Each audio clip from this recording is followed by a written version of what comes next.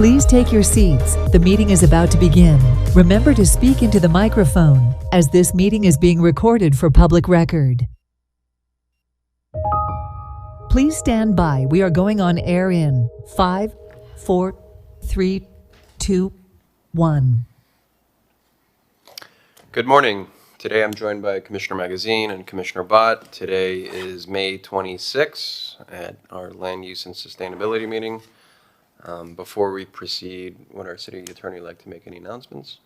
Sure, I'd be happy to. So today's meeting of the Land Use and Sustainability Committee will be conducted in a hybrid format, with the committee physically present in the commission chambers and staff, members of the public, appearing either in person or virtually via Zoom. To participate virtually, the public may dial 1-888-475-4499 and enter the webinar ID, which is 8505-9923-037#, or log into the Zoom app and enter the webinar ID, which is 8505-9923-037. Anyone wishing to speak on an item must click the raise hand icon in the Zoom app or dial *9 if you're participating by phone. Thank you. Tom, are there any changes to today's agenda? Mr. Chair, no changes to the agenda to announce. Okay, great. Is there a motion to set the agenda? I move. Second. Hereby acclamation. Okay. So let's jump to number 3. Okay, item number 3 is consider amendments to the Miami Beach 2040 Comprehensive Plan and City of Miami Beach Land Development Regulations to establish residential use incentives in portions of North Beach. This was a dual referral to the planning board, and because this proposed revision to the LDRs includes increases in FAR, the planning board is required to have 2 public hearings. Their first public hearing occurred on May 5th, and they continued the item to their June 2nd meeting. A follow-up public workshop is scheduled for May 28th, which would occur before the second meeting of the planning board on June 2nd. And the proposal, there's a group that is going to make a presentation, as while this affects a larger area, there is one private property owner who wants to take advantage of it and will make a presentation. As indicated in the memo, while supportive of the proposed increase in FAR and height for non-transient uses, staff does have a couple of concerns with the proposal. The first is the proposal includes the elimination of all subterranean setback requirements. The applicant, I believe, is going to present an amendment that would only remove the subterranean setback requirements on the front and side elevations and leave the required rear setback requirements. Staff would still not recommend in favor of that, because we believe that subterranean setback requirements are absolutely critical on all sides of the building, as they can impact water retention, landscape, pervious area, as well as impacts on immediately abutting properties. The other thing we would recommend is that there is a proposal as part of the incentives to limit the density to 75 dwelling units per acre. Currently in the RM3 district, you can have a maximum density of 150 units per acre. We would not recommend reducing the density. While this is only applicable to oceanfront property, which would likely be developed primarily as waterfront or luxury, we do believe that there should be some flexibility. If somebody wanted to do a development that was less than 150 units per acre, they could certainly do that. But if somebody wanted to take advantage of incentives and have up to 150 dwelling units, we believe that they should have that latitude. So with those changes, we would recommend that the Land Use Committee discuss the item and provide a recommendation to both the Planning Board as well as the City Commission. Okay, Commissioner Matias, anything you want to add? I kind of want to go into the details, or let the applicant go into the details. Sure. You know, this item is interesting because I know that, there's going to be a community meeting on Thursday. But I have received some resident feedback about some concerns, so I'm actually not sure the direction this is. So let's hear the item. Well, we heard it, but is someone there, is someone from, okay, so, let's work through these concerns from staff if you Yeah. guys want to discuss. So we have a little bit of a PowerPoint. Tom, can you educate the public, what is a subterranean setback?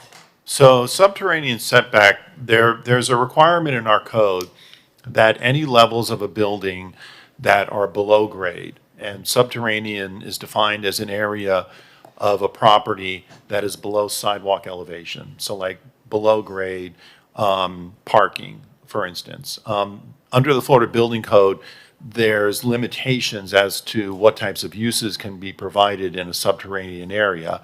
But you are allowed to have parking and you're allowed to have certain types of storage. Under our code, subterranean setbacks have to follow the pedestal setbacks that are specified. And the reason for that is to ensure that there is adequate pervious area and adequate water retention area on all sides of the property. If somebody is allowed to have a subterranean portion of the building or partial subterranean portion of the building come out beyond those setbacks, you could end up with property line to property line development. So that's why years ago, when there was a debate as to whether or not subterranean areas should even be permitted, the commission was very clear that they wanted at a minimum, if there are going to be subterranean areas, that those meet the minimum pedestal setback requirements. Okay, what was the other concern after the subterranean setback? Density. Yeah, the yes. proposal herein would lower the maximum density if somebody takes advantage of these incentives. Our point was that if you're going to take advantage of non-transient residential use incentives, you should be able to avail yourself of the current maximum density, and not. Are you required to meet that? No, if somebody wanted to do a lower density, that they could do that. This would mandate, though, that somebody would have to meet that lower density. So the only people that could take advantage of this were people that were going to do really large luxury type units. We believe that there should be more flexibility. If another property owner wanted to take advantage of the incentives and do smaller units, they could go up to the current maximum density. Wait a minute, can you clarify though, through the chair? Because they're gonna be luxury because they're on the ocean. Yep. You know, so, you know, how big are we, you know, talking here? Because again, I mean, I don't think that people need small 500 square foot units either. So if you could clarify a little bit about the square footage. Sure, the minimum unit size is 550 square feet. There's no maximum unit size. The density consists of the maximum number of residential units per acre that you can provide. So now, in the RM3 district, it's 150 residential units per acre.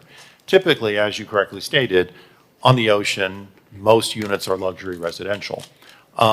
Because they're getting an incentive to do additional square footage, they have proposed that the density limit be lowered so that the units become bigger. Wait, so you actually have to meet the density requirement of 150 currently, as we speak? Currently, your they- maximum density, so as long as you don't exceed 150 units per So acre, why would they want to change the law to? they if would can- need to explain why they want to have a lower density.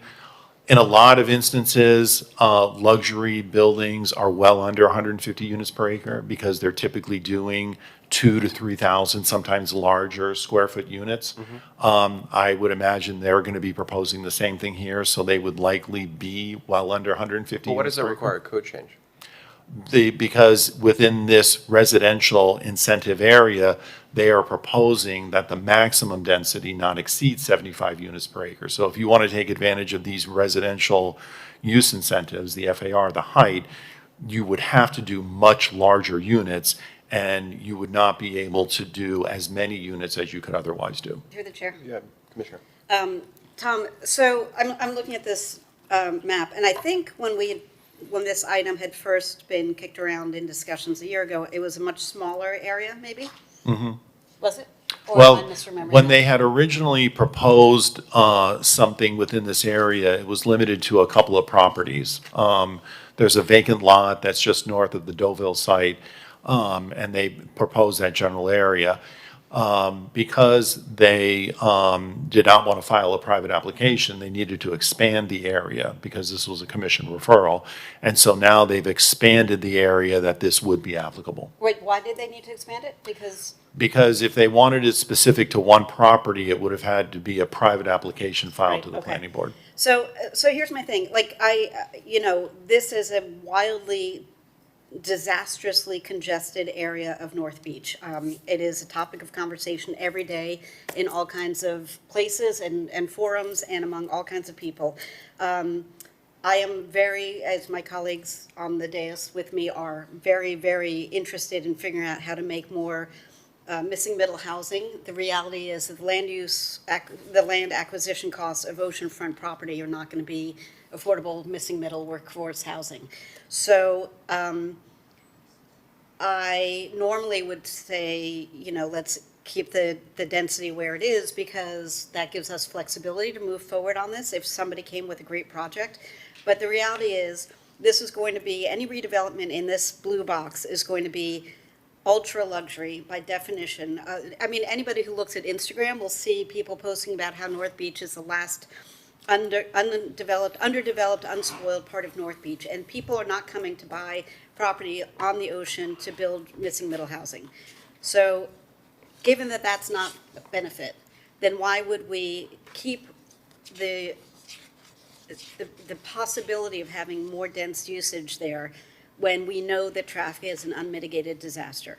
And that is not a slam to Jose or to Will, if anybody's here. It's just the fact of, you guys know, you see it every day. So you're okay with the reduction in density? The reduction in density I am okay with, which is not my normal MO. I am very concerned, though, about the subterranean setbacks. I'd like to hear from you guys why you think that's necessary, because I think it's really a dangerous precedent, not just for the reasons that Tom articulated, but, we know we have subsidence, like that is a fact of nature, that is a thing, and maybe not on these properties yet, but we don't want to make things worse. And we also know that buildings on sand will impact the buildings adjacent, and not necessarily badly, because you can mitigate for that, but let's not make a complicated situation worse. I don't want to get in the way of manageable, thoughtful progress where the owners are really mindful of the character of place, and I respect that about you guys. I know you could have bowled this through years ago and haven't. So it's not that. It's just like, at the end of the day, nobody wants to see another building come down. Nobody wants to see unmitigated traffic get worse. It won't be good for your residents, either case. So let's figure out how to make this work. And Tom, what is the increase in FAR? It's half? They are proposing to go from their maximum FAR currently would be 3.0. They're proposing to go to 3.5. Okay. I think we're just under the 45,000 square feet, so we're not eligible for the 3.0. That's always been I think we're 2.75 now. And Commissioner Magazine, Or 2.25, right? how do you feel good about it? All right, Nick, let's hear what you got to say. So through the chair, just on the revised ordinance that we passed out now, it's a happy medium of 100 units an acre. I think that addresses the reason that we proposed a lower density was precisely that, is because of impacts to water and sewer traffic, to try to incentivize people to voluntarily reduce their density. Otherwise, you can't really force people to do it any other way. So this would allow for redevelopment to come in at 100 units an acre, plus the code offers an 80% bonus for workforce housing. So we have to keep that in mind, that if somebody really wanted to come in with an alternative proposal, smaller, more market rate units or family style units, there would be a path for them to do so. But the general incentive here is to reduce density and do larger oceanfront units, which is what's more likely to be developed there. In terms of the subterranean setbacks, we have proposed a revised set of setbacks for that, and we'll get right into it. Wait, can you go back to that other slide? I'm sorry, because I think this is important to point out too. Yeah, so, and then Tom covered the background extensively, so I wasn't going to get too much into it, but I guess one thing we wanted to note is that we're really just building off of the existing residential use increase program. So it wasn't just an idea that, we're avoiding a private amendment application, is that the residential use incentive program applies everywhere else in the city of Miami Beach up to 63rd Street, but just excludes North Beach. So we feel that this is good policy to incentivize multiple properties, and there are multiple properties that have transient use approvals. So one being our client's property, who has a fully approved conditional use permit and HPB order for a hotel. The Sherry Frontenac's an existing hotel that could be incentivized to redevelop with low-density residential. And then the Casablanca condominium, which is developed with many hotel and short-term rental licenses. It's pretty much known as a short-term rental building, would be incentivized to redevelop. Those three buildings are buildings that are probably the most likely to take advantage of it because they're not currently overbuilt on their FAR. Other buildings like the Akoya or the Carillon, which is not quite in our zone, or some of the other buildings wouldn't really have any incentive to use this program because they already have more FAR than what the code allows. And through the chair, if I might just comment, just for the record, one of the frustrations that we're facing in Miami Beach is, as you mentioned, the Casablanca is known as an STR building, and yet there are people who live there. It's their primary residence, it's their homestead residence, and because we are preempted from dealing with STRs by the state, instead of being able to kick out the STRs that are not good operators or limiting the number of STRs that we have in that building, the likelihood is that someone will come in and offer them an offer that's too good to refuse, and it's going to be torn down, and it's going to be redeveloped into some kind of luxury building with hopefully some nod to its historic provenance. And that is a crappy outcome. And I know that's not why you guys are here, but I want it on the record because I've got a lot of people in North Beach who are very upset about the trend, and rightly so, that these residential buildings on both sides of Collins, on both sides of Indian Creek, are now targets. And it is a real issue. And, there's nothing before us today that we can do about this, but I just want to put this out there because until we are able to control the destiny of our city with managing short-term rentals, and yes, there's a place for those, and yes, there are good operators, but this kind of, taking over the Roni Palace and the Casablanca and forcing out residents is going to be problematic. So thank you for letting me get on my soapbox about that. Commissioner Metasny? Through the chair, thank you. Quick question for Tom. Tom, is the Casablanca designated historic? Yes, it's a contributing building within the North Shore local historic. But they can. So can it be torn down, or If they took advantage of these incentives, they could not tear it down. they could not? No, because these incentives are predicated upon the retention of a contributing building. So Sherry Frontenac, Casablanca, they would have to retain their buildings to take advantage of these. Well, that's smart. So, Thank you. but if they didn't take advantage, they can still demolish it, right? Oh, yeah. Because of Well, the- they would have to, under the Unsafe Structures Act, they would be able to demolish it and They wouldn't be able to avail themselves of the extra half FAR. but they wouldn't be able to avail themselves of the area. And also, don't we have replication laws if they do, if it's unsafe? Didn't we pass something that you have to replicate? There is a presumption of replication. However, there may be some limitations that, under state law, that we would have in terms of requiring that. But we do have, under our historic preservation regulations, a presumption of replication. Listen, if I may, I'm sorry. I do not want anyone to take away the message that this is a way to get around things. This is what happened with the Deauville. We had, and not its current situation now, we are past that, but the historic building was managed into the ground by its original owners, and they, Talking about a Casablanca, right? no, I'm talking about the Deauville. Oh, the Deauville, okay. And there was an unsafe structures that was questionable. We can talk all day about that. I know you guys were here as part of that, and we toured the building, and there were other experts brought in, and we went to Bora. There's a whole drama about it, and so whatever, it's done. But there is absolutely no room for that to happen in the city again. If there is actually an unsafe structure, that's one thing, but this nonsense of, they're spalling and we can't fix it is absolute abject nonsense. And so, again, for people listening, this is not a carte blanche for people to try to work their way around all of these things, because just because there's a presumption of replication in the laws, there have been people who have tried to work around it, and we are not here. I don't want to speak for my colleagues. I am not here for that at all. So, yes, there are protections in the laws, and yes, there are people who find their way around them, and so let's not put that out there. But I also want to put on the record, I agree with you, Commissioner Bott, but if they demolish the Casablanca, they will not be able to take advantage of this ordinance, correct, Tom? Correct. Okay. Through the chair, that was one of the reasons why we took the existing framework of the program and tried to extend it rather than come up with something new. Did you have any more of your presentation, Nick? Yes, so just to go through the HPB setbacks. So what we're proposing is compliant setbacks on the front and the side interior setbacks. What we're suggesting is that the HPB be allowed to grant a waiver of side interior setbacks only on a side of a property that does not abut an existing building.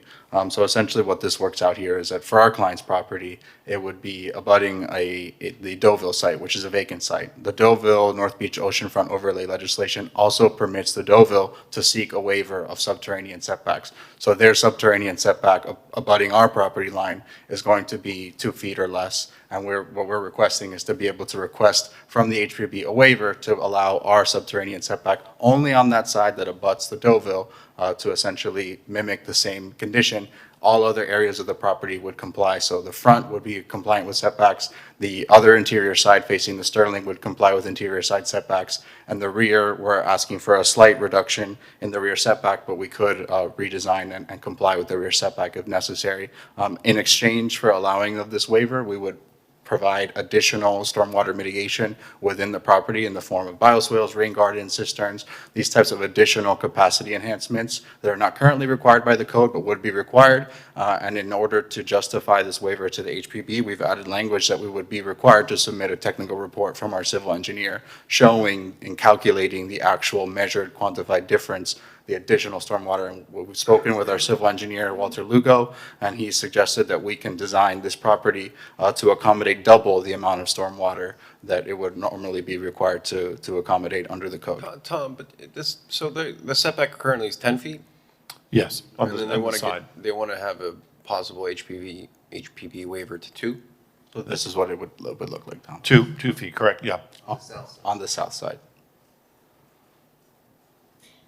I mean, I don't think it's just, correct me if I'm wrong, the setbacks are not necessarily just for mitigation, stormwater mitigation. It's also for aesthetics? I mean, what? It's aesthetics, it's to get an adequate amount of pervious open landscaping and to provide a buffer from neighboring properties. So through the chair, really quickly, Sure. just sorry to interrupt you. It's just Sorry. one of the reasons, and we played with the idea of bringing this up and bringing up a podium pedestal and getting rid of this subterranean parking. And what was really discussed with the Sterling, or the neighbor most impacted by this, was that they really don't want a pool deck that's up in the air next to their building. Ultimately, it creates this activated space in the original design.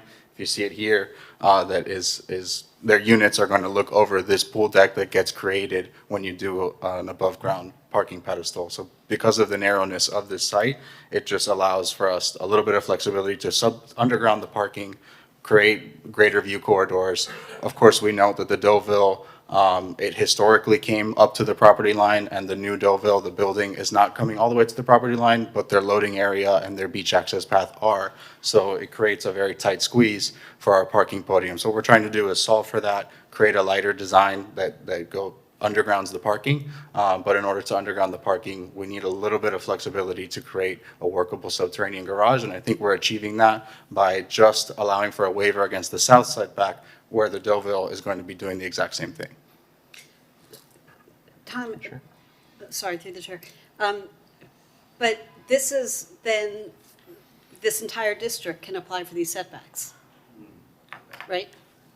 Well, I haven't seen how they would revise their text, but unless they wrote it in a way where it would only apply to this property, then the rules would apply to any property taking advantage of this. I mean, because that seems like a problem. So through the chair, we did address that by just saying, if you're adjacent to an existing building, you cannot seek that waiver. So there's only 3 or 4 properties in this district that would be able to seek this. It would be our property, Right, the Sherry but at Frontenac some that abuts the point- Deauville, at and the 2 some properties that point- abut Allison Park. Let Those- Commissioner Bott finish. At some point, those properties, God forbid, might become empty lots, right?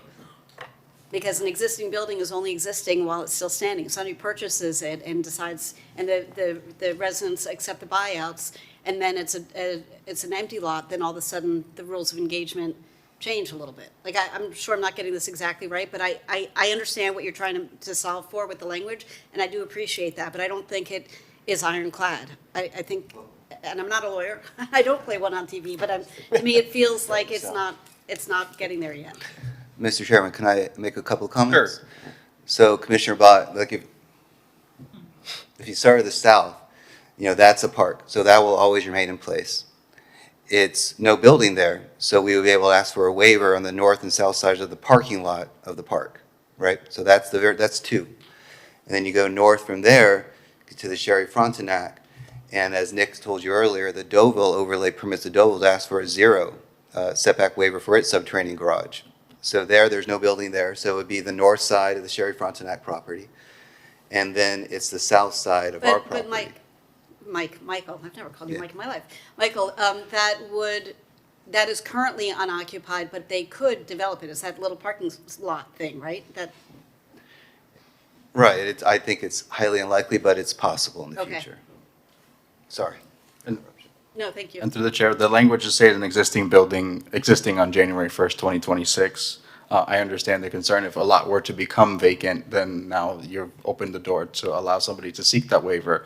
But of course, the concern about impacting an existing building is lesser when that existing building is no longer there, right? So. And through the chair. But, just one more thing, but they still need to get a waiver from HPB. It's not like it's automatic Right, setback, right? right. But doesn't HPV have more purview on how it looks as opposed to the functionality and the, what's their, I mean, I know it's the right board to go to, but are they going to get into the nuts and bolts of the structural safety and all those things? Well, I'd let the city attorney come to that. The HPP does have authority to grant waivers when the code specifically authorizes it, and it would only be on a design regulation, like, for example, a setback. And for you guys, the garage is currently proposed to house how many cars, which is why you need the setback? So I can show you here, the one level of the garage would be about 53 spaces, and then they may need to, our requirement is about 66, so we may need to go down one more level, perhaps not a full additional level, just to round out the parking requirement. Okay, so you want to have 66 spaces. Boy, say that 10 times fast. 66 spaces. You will definitely need to go down, because I'm not great at math, but I know 66 is bigger than 3, so you're not, bigger than 53, so you're going to need to go into another level. So if you are already going to go into a second level, just split the footprint differently, and you don't need the setbacks. Perhaps we may not need the setback for the second level, but with the ramp, if you see, it's just very difficult to make it all fit within the setbacks with the ramping and the requirements to construct it. We're playing around with this plan to try to see if we can fit all 66 on one level, and in large part depends if we can get some relief on the rear setback. There's possibilities that we can rearrange this and fit all of our required parking. It also depends on the final unit count. If they bring down the unit count, and there's a math to be played there as to whether you can just do one level. Obviously, the cost of subterranean parking is exorbitant. So if we can try to limit it to one level, we really are going to try to limit it to one And level. how many, Go ahead. sorry, how many of the 66 are for owners versus guests? 10% is guest parking, so. So the Deauville garage will be open within a month, and they have more spaces than they need. And could a solution be that the guest parking goes to the Deauville garage? I think we'd have to amend the code to make that allowed, because we are Why? required to provide guest parking on site now. By code? Yeah. Or covenanted on I site. think Or let's- within 1,500 feet. Yeah, let's, I think, look, I don't want to move too far from the intent of this. The intent is to have more residential housing, decrease density, right, for traffic and infrastructure issues, especially in North Beach. And I'm okay with this setback requirement because ultimately it's going to go to the HPB. And I think, generally speaking, the HPB does pretty good work. when it's looking at aesthetics from a city's perspective. So I'm okay with this. And Commissioner Mateos Salinas, I mean, this is your item, so how do you feel? I mean, I'm okay with it. If you want to move it, just move this along. We can discuss further at the city commission. I think that's a great, yeah, I can't make the motion though, right, because I'm not on the committee, but yeah, Okay, Love- so someone else would have to make it. I don't think the chair can make a motion, right? Tom?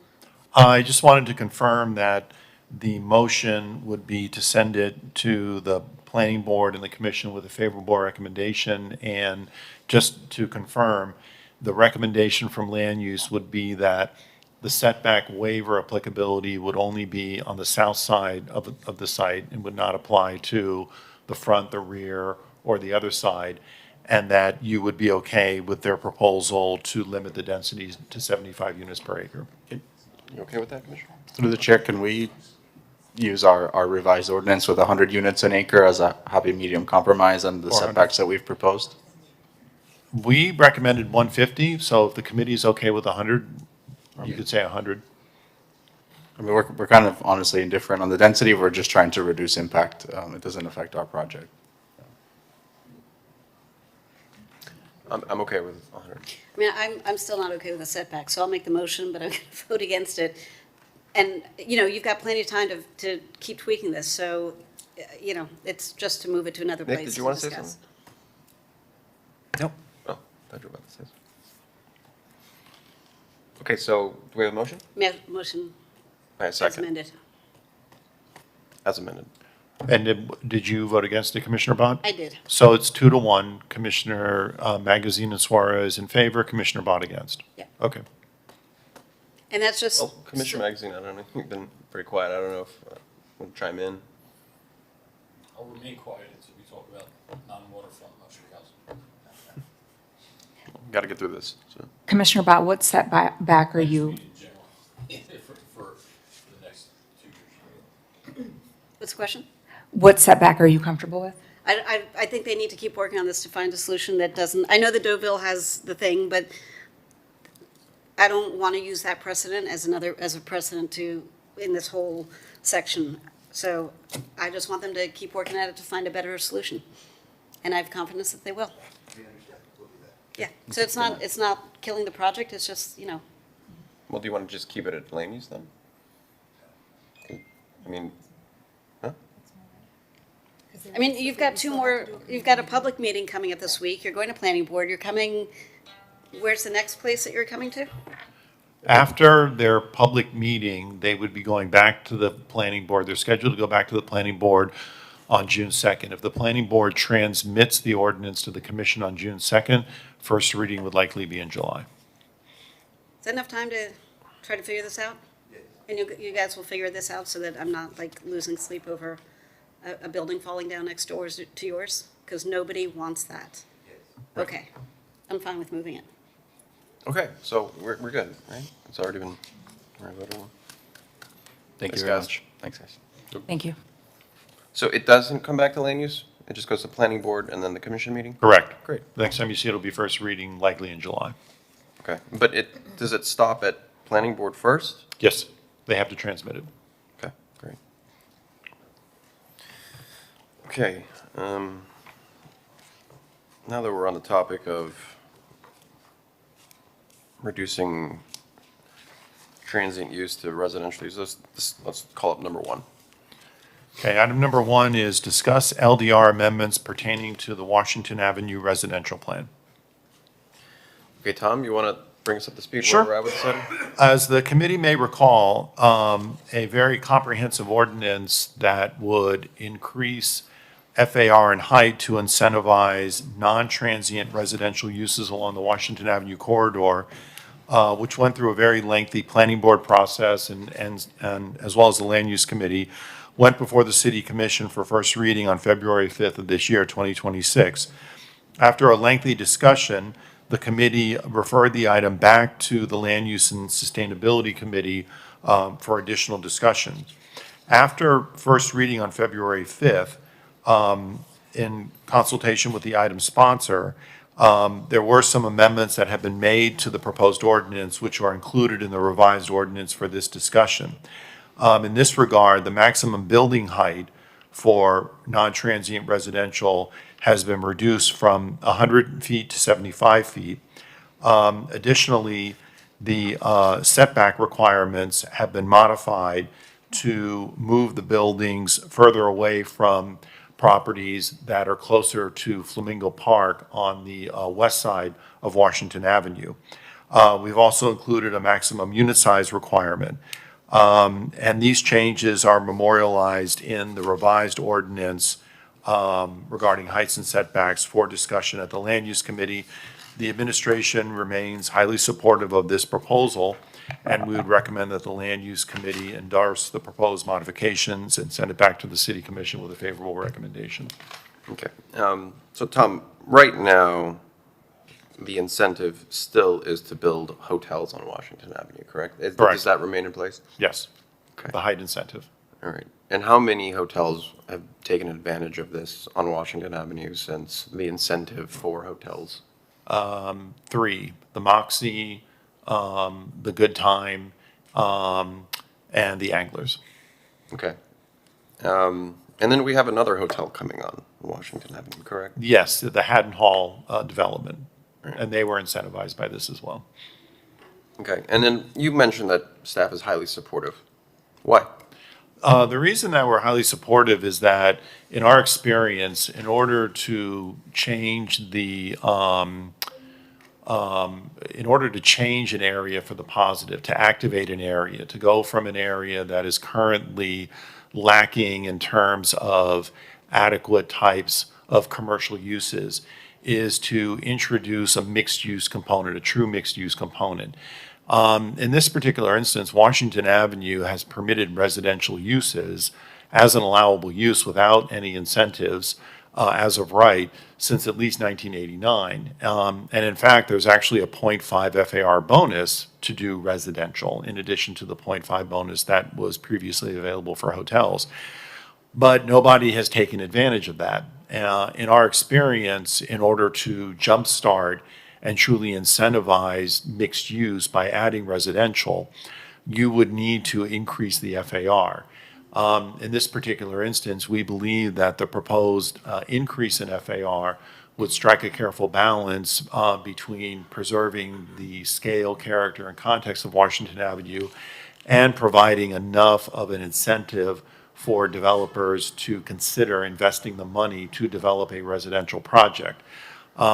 There are also a number of guardrails within the ordinance that would not allow it to get out of control, and these include things such as limiting the applicability of the ordinance to no later than 2032 unless the commission extends it. So that way, if these regulations are put in place, somebody would have to take advantage of it, get a building permit and build it, and they wouldn't be able to just sit on a development approval and hope to sell it in 10 years. If the ordinance is taken advantage of and people begin to build, which is what the intent of it is, then the commission could just simply let it sunset if they felt that too many projects were being proposed. If there was a careful balance, the commission could then decide in 2032 or before whether to extend it or not. Right. And let's just go back a little bit in history for when the hotel incentive was given. And if I remember correctly, through our discussions, you advised against that, and you advised for more residential at the time. Correct. And what was the outcome? The Washington Avenue Committee met for about a year, and they debated a number of different things. But the majority of the committee felt that Washington Avenue was better suited as a commercial district, catering toward nightlife and catering toward hotels. And they didn't think it was a good idea to incentivize residential because they thought it would have been too much of a conflict. We had recommended that the incentive be for residential because that would establish more of a true mixed-use, live, work, play type of environment that we've seen the success of in other areas of the city. The committee didn't recommend it for that, and then the commission ended up voting on the ordinance amendment that included the committee's recommendations. Okay, and if someone were to take advantage of this, would it be another alternative to, for example, Live Local? Yes. Explain that. If somebody wanted to avail themselves of a Live Local Act project, Washington Avenue is an eligible area for a Live Local Act. And so if somebody wanted to build between 300 feet and potentially up to 500 feet, depending upon their three-quarter radius from districts that allow a higher height, they could do that without any public hearings. This provides an alternative because even though it doesn't go to the same height or the same FAR, it doesn't have the same requirement for mandatory 40% workforce or affordable housing. So from that standpoint, it would be a good incentive because it would give people far more options. If somebody wanted to do an all workforce and affordable project, they could do that. But if they didn't want to do that and they wanted it to be more the attainable model where they didn't have to commit themselves to workforce and affordable housing, then this would be a good incentive and a good alternative to potentially utilizing a Live Local Act regulations. If I could, Mr. Chair. Tom, are there two different groups and applicants that are currently discussing and showing you Live Local proposals for Washington Avenue between 300 and 500 feet because they are sick of us dragging our feet and getting nothing done? And if you could clarify that these are not the typical people in our city that just throw a bunch of Live Local applications and throw stuff against the wall hoping to threaten us, please confirm that these are very serious groups that have not done business in our city before and have built and are building Live Local projects throughout the county. I'm aware of one for sure, and both myself and members of my staff have had multiple meetings with a group that is considering a project at the corner of 16th and Washington.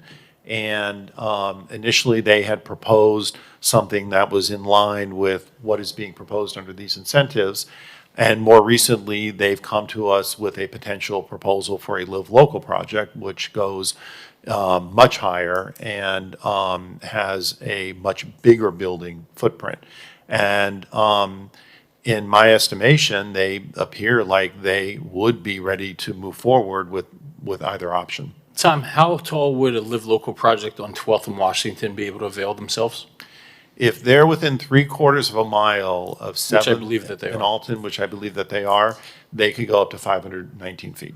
So I'll tell you, there's a Live Local project that will go forward on that site, the Rishi Kapoor site. It's by a group that hasn't done business in the city and is as serious as it comes. And they're sick of us dragging our feet. They waited to see if something would happen, and it hasn't. And they're going to go and put a 500-foot building on Washington Avenue. It should have all of our names on the plaque out front. So I think, the reason I brought this item forward, there was many reasons. I'll start with one is an affordability crisis. We have a situation not just unique to Miami Beach, but to Dade County, that we have people that just can't afford to live here. And in fact, it's getting to the point where the county is considering extending the UDB to develop in the Everglades. That's how serious it is when it comes to housing. We just simply don't have enough housing. And for the longest time, Miami Beach has been very difficult when it comes to incentivizing the right type of housing. Not we, but through the years, the commission has certainly greenlighted many luxury residential development.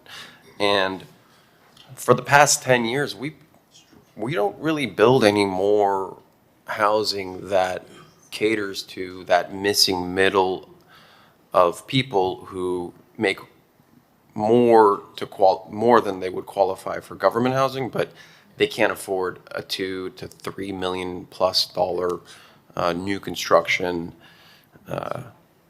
unit for residential. And there's a reason for that. It's because land cost has gone up, construction cost has gone up, and more importantly, our zoning code hasn't changed since 1989, Tom? Correct. So think about that. In 1989, I was just like 5 years old when this was passed, and we unfortunately has not caught up to modern day. And you know, Miami Beach can continue to approve these one-off projects. I don't want to have to deal with any more developers coming to me for a spot zone. I want to have real urban planning that addresses a corridor that, in my opinion, is struggling with vacant storefronts and unsavory businesses. And if we can rezone a corridor, have real urban planning, our planning director is fully supportive, and address the affordable housing component, I think this is a win-win. So I'd like to hear what my colleagues have to say, Commissioner Bott and Commissioner Magazine, and Commissioner Mateo Salinas. So I applaud you for hearing what the residents said, and I know we had a very heated, productive sunshine meeting, seems like a lifetime ago. So I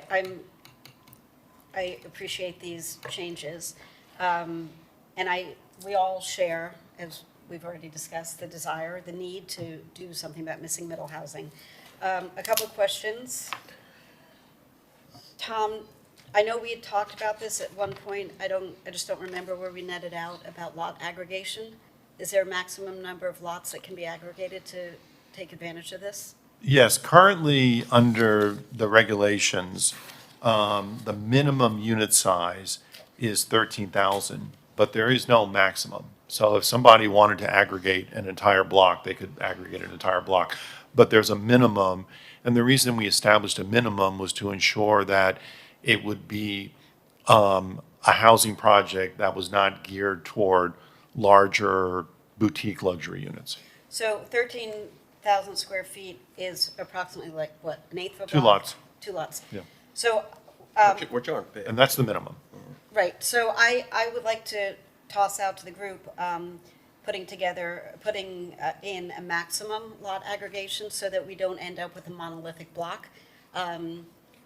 I remember years ago, we talked about lot aggregation on single-family homes when we were trying to incentivize different kinds of development, and it was a hot topic, and we did end up putting in, I think it was a 3-lot aggregation that served the community well, because you could incentivize different kinds of building without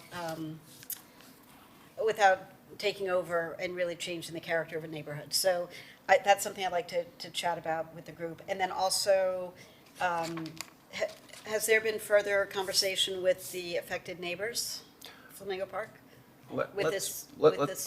Let's talk about your first point. Okay. And then, well, just the other thing, just where does this stop after here, just so I can understand? So currently, this item is pending at first reading before the commission. So depending upon the recommendation and the action by this board, it could go back to the commission for first reading unless you wanted to have additional discussion at a future land use meeting. So let's go back to the first time, or the first point you brought up, Commissioner Bott, lot aggregation. You know, there is a perfect example of a short, moderate housing that was built on Washington. Back, I think, in 2010 was the Cosmopolitan. It's on Washington. It takes the whole block, and it is one of the best success stories of attainable housing Miami Beach has. How tall is it? How tall is Cosmopolitan? That portion is 75 feet. Yeah. Okay. And think about what the Cosmopolitan was able to do. I mean, it was south of Fifth. It was not oceanfront. It took up the whole block on Washington Avenue. And it was one of the catalysts that really brought South of Fifth to life. And not only that, if you also think about it, it was also the birthplace of a billion-dollar company that we have today, Pura Vida. It started there. And just think about that for a second, because that mixed use was so successful as in terms of housing and starting a business that everyone from around the world was going there because it was successful. And so that's why I'm a little cautious to put a cap on the lot. I mean, I would be okay with putting multiple blocks, but the Cosmopolitan was such a success story. I want to see that repeated. So to clarify, I forgot about the Cosmopolitan. What I'm thinking about is the Good Time Hotel monolith. I mean, even the Roxy is better than the Good Time Hotel, and I'm not talking about the merits of their business units or what their use is. I'm just talking about the presence on the street block. And for the record, I am a huge fan of mixed use. I mean, every serious city in the world, you know, it's part of the charm. Like, you get your bagels downstairs and you walk up your third floor walk up, or you're in the, you know, whatever, arrondissement in Paris, and you've got the stores that have been there since, you know, Marie Antoinette was beheaded. Like, it's not recommending anybody getting beheaded, for the record. Want to be really clear. I don't want my words to be misconstrued. But, you know, that's part of the charm of living in a city, right? If we wanted to live in the suburbs, we'd be living in the suburbs. So I have no issue with the goal of this. I mean, I think we've all been united on this goal for a long time. It's been the details. So Right, I just think it's a little unfair to compare what happened at the Good Time to what would happen no, but at that's that. what I want to make sure that, like, if it's not lot aggregation, is there some kind of provision that it needs another review or some kind of conversation so that before, like, I don't know what the right thing is. And I guess maybe the review is what happens in the DRB, or Tom, I don't. HPB. Or, Tom, I don't know how we would just, like, make sure that they're not building, like, Soviet era gulags. I which think I know that they wouldn't, but it There- still makes There's me a little very anxious. robust Historic Preservation Board review process associated with this. And I think if we were dealing with empty blocks, then I think a lot aggregation limit would likely make sense. But since we're dealing with blocks that are all built out with zero lot lines, we have a robust enough HPB process where the HPB can control both the movement of buildings as well as the separation of buildings. And they have done that in the past, where when you're dealing with larger lots, they've required separation in buildings so that you don't have those monoliths that you're talking about. And I think that with our current HPB process, they have that, and that flexibility is also important because there also are a number of contributing buildings along Washington Avenue that you would want the flexibility to build around, so that you maintain that contributing building and then have the flexibility of putting the new mass somewhere else away from the contributing building. Can I ask the chair, and this goes against what I just said about sitting around dragging our feet, but especially with these proposed changes that you read in today, what I would recommend is that we buy in comprehensively about just the general idea of what we're looking to do.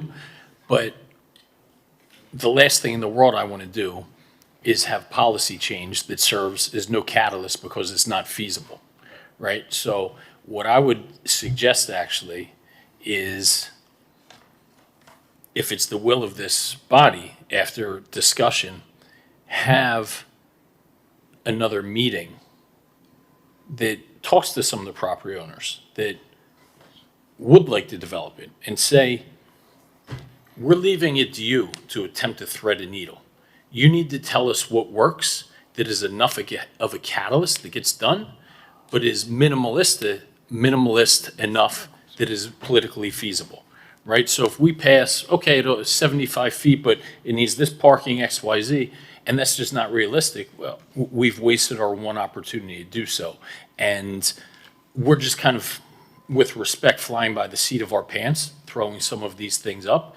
We should actually try and talk to the property owners to say, help us thread this needle of creating a catalyst that'll deliver a Pura Vida-esque environment with the Cosmopolitan. What needs to happen? But if you try and be a pig, you try and be a hog and do too much, it's not going to be personally nor politically palatable.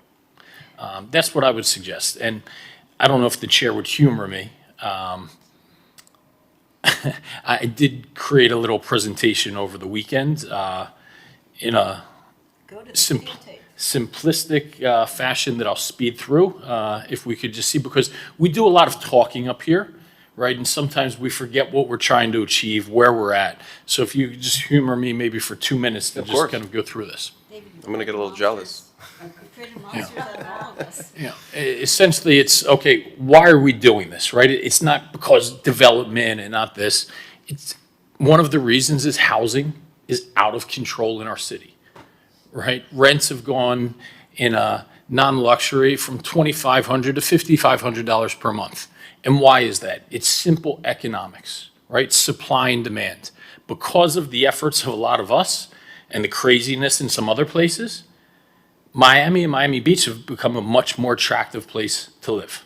So as you increase as you increase demand and supply is static, that's going to shoot up your prices, and that's exactly what we saw. And one of the things that is lost on a lot of people is we haven't added any housing inventory at all that is not luxury on the water. Tom, you sent me the actual numbers. In the past 12 years, we have added thousands of hotel rooms, thousands. We have added less than 200 in 12 years, non-waterfront multifamily housing units. And full disclosure, I use Five Park as waterfront, okay? So including that as waterfront, that's debatable. So does their marketing team. But that is ultra luxury and it was designed not to be attainable housing. We have added 200 multifamily unit housing units in our city. That's less than one little building in Wynwood, right? And while this isn't scientific, I would guarantee we've actually had more multifamily housing units taken off online in favor of transient usages, you know, in Collins Park, some of those older neighborhoods. The shocking fact that we've started quoting, Miami Beach is the only city in all Florida that has lost full-time residents. And when we talk about character, it's not just about architecture, it's about the substance, not just the style. And that's reflective in our economy and the types of businesses that are in our city. Why there are souvenir shops and vape shops. And now, as of this weekend, on Washington Avenue, after what Espanola Way has done to make it one of the coolest streets in our city, in our region, you know what is opening up right across the street? French Montana Liquid Gold. Who's that? He owns a record company called the Coke Boys. Okay? All the hard work we're doing, the owner of a record company called the Coke Boys, and it has nothing to do with soda, has his signs in the window across the street. What's the opening? Liquid Gold Nightclub. Strip club? Yeah. Where is it? It's on Washington. Right next to the new chicken and frozen daiquiri store. So when we talk about the character of Washington Avenue, There's also a pawn shop that opened up on Washington Avenue. yep, A pawn right shop. there. When we talk about character, it's not just about architecture, right? Imagine if any of us were running for reelection and we were meeting Channel 6 and wanted to do an interview about what we're proud of. Would we tell them to meet us on Washington Avenue? Right? If you were meeting with families and trying to sell them on our city, would you take them to Washington Avenue? I wouldn't take my own family. I'm embarrassed, right? So the result is people can't live in our city anymore. We're not just talking about, oh my gosh, we need affordable housing because the poorest in our society can't live here.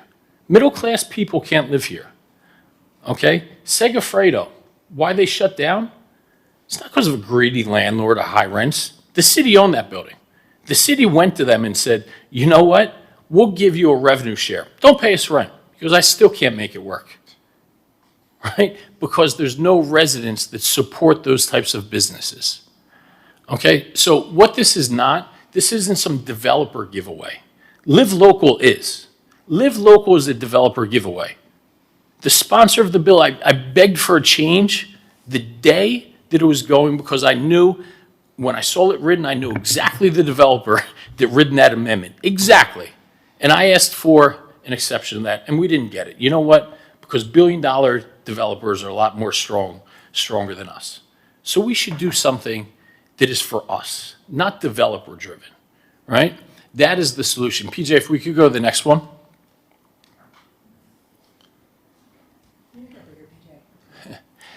But that's why Tallahassee stepped in. That's why Tallahassee stepped in. And these laws, these are the ones that threaten the character of our city. 500-foot towers, 300-foot towers that we have no control over. That is what threatens our city, right? That's what threatens the historic nature, the low-scale density, the livability of Miami Beach, right? That is the threat to Miami Beach. We can do better if we can control that. So when we talk about this, this isn't, oh my gosh, let's redevelop. It's creating a city that we want to see. If Live Local wasn't even the alternative, I'd still say, you know what? Washington Avenue is not acceptable in our city. Let's create what we want to see. That is what zoning is. So when we talk about changing zoning, if you had to have a one-sentence definition of what zoning is, it's creating the city you want to see. So why would we not pass zoning that creates the city that we want to see? I don't want to see French Montana's Coke Boys on Washington Avenue. I don't want to see frozen daiquiris. I don't want to see Taco Bell Cantina serving frozen margaritas with alcohol, right? I don't want to see brawls outside of nightclubs at Vendome. I no longer want to, on Mother's Day Sunday, go to Washington Avenue at 9 a.m. to meet with the news talking about a bouncer that was executed after being shot in the head. That's how I spent my Mother's Day 2 years ago. Enough. We can pass zoning, creating the city that we want to see. It's not smoke shops, vape shops. It's a livable, walkable, vibrant area with corner cafes like in Paris, like Pura Vida, focused on the health and wellness we all talk about. And perhaps it's the catalyst, perhaps it's secondary, but it also provides a dignified living for people that have been priced out of our city, right? So it's our choice, it's our future. We can drag our feet, or people are going to get fed up of that. They're going to open the Coke Boys Liquid Gold, or they're going to submit a Live Local application for 300 feet or 500 feet. And if you could humor me on one more slide. Right? The only way, I know government wants to be the end-all, be-all solution and put our fingers on anything. If demand stays constant or rises, the only thing that can be done to bring down prices is more supply. It is the most basic economic principle that there is. But this isn't just about housing. It's about creating a stronger local economy so those businesses can be supported. Duraco, everybody's favorite sushi place on Lincoln Road, he said it in the newspaper in Miami New Times. He said the crowd that I had that would come to my happy hours no longer existed in Miami Beach. It's great for Cheesecake Factory. It's not great for Books and Books, right? Better retail. You walk down Washington Ave, souvenir store, vape shop, tobacco shop. Why is that? I don't blame the stores. I don't blame the landlords. They are essentially responding to the ecosystem that we have let form around it. This isn't about totally disrupting the character. This is about restoring, right? This is about restoring the character we want to see. I have no interest in preserving something we're not proud of. I have a significant interest in helping craft something that in 30 years from now, people want to preserve because of how special that it is. This also provides public safety. More residents have a more vested interest in looking after their community. There's more eyeballs always on the street. Simply talk to Chief Jones. He said it in here. We have problematic areas in our city that continue to be a hotbed and a magnet for trouble, right? And they always in our rundown, blighted commercial corridors. There's a reason why there's not a lot of crime outside of Pura Vida. And it's good for our environment, right? We also can master plan the public rights of way. We can have lush, green environments that go along with this. I'm not interested in the concrete canyon. I know none of my colleagues are as well. So we can dictate, we can drive what is going to be in the public rights of way around that. This can be a gem, right? If we have a comprehensive vision that we get right, and the slate is blank, that is the beauty of this. It's actually one of the reasons why Lincoln Road probably won't work, because that actually performs well enough. It is very hard to provide a catalyst for change. We're lucky. We don't need to provide a 300-foot or a 200-foot catalyst to redevelop a smoke shop, right? So we have a blank slate. It's not all going to happen all at once because these places have leases. So we're worried about, oh my gosh, there's going to be so much change. That just doesn't happen. It's not the way the world works, right? More value, more stability, more walkability. This gets cars off the road. This gets people walking. Think about how many commercial businesses are on Washington Avenue. Probably hundreds. There's no walkability there. So any of them that are being supported, by definition, people have to drive to. That is why our traffic is so bad. It's the same along Alton Road. There's no walkability. So by definition, people have to drive to them. I want to see pedestrians. I want to see a vibrant neighborhood. This isn't about development to me. If I could make all of these goals happen by keeping it as is, I'd love to, but we can't. So let's create the city that we want to see. And that's why, thank you, PJ, respectfully, I think the best bet is if we can buy comprehensively into the soapbox that I just got on. But say, you know what, over the next couple of weeks, we'll sit down with some property owners, and Tom can be included, so it's all out in the open. Let's get the details right. Let's get, okay, this parking is going to work. This height is going to work. This setback is going to work. Because there's no sense going through this agita and then passing something that just doesn't work. So let's get it right, but let's be swift, and let's do it with conviction. The community reacts to the tone that we set. If we do this kind of biting our teeth, so, okay, fine. No. If we sat here and all bought into this and said, you know what, this isn't about development or this isn't about this. Part of the problem is I don't even know who any of these property owners are, as I know most of you. So this isn't some developer-driven giveaway, right? If we would sit there and go, you know what, this is going to be our lasting legacy, and we are so freaking proud of this, it's unreal. Because an area that no matter who you ask, stand outside of Whole Foods, talk to a visitor that's here for the first time, uniformly they would say, what the hell is Washington Avenue? We get to create our lasting legacy here, right? Our lasting legacy. This could be the most impactful catalyst for Miami Beach, for affordability, for the dignity of people living here, for the vibrancy of our city. And creating something that is worthy enough that commissions 30 years from now want to preserve what we've created. Commissioner, thank you so much. Appreciate you putting that together and really being passionate about it. I think we both share that sentiment. And I think you hit it on the head, right? Let's really plan out what a city we want instead of the other way around where a developer comes to us saying, this is how we want, this is my vision for this particular block or neighborhood. You know, I want to create a neighborhood that my kids can live in the next, you know, our kids, all of our kids can live in the next. All of our kids can live in the next 20, 30 years. And most importantly, something that they could probably afford by themselves and not have to come to us for, you know, to borrow money or us to pay their rent, where it's affordable.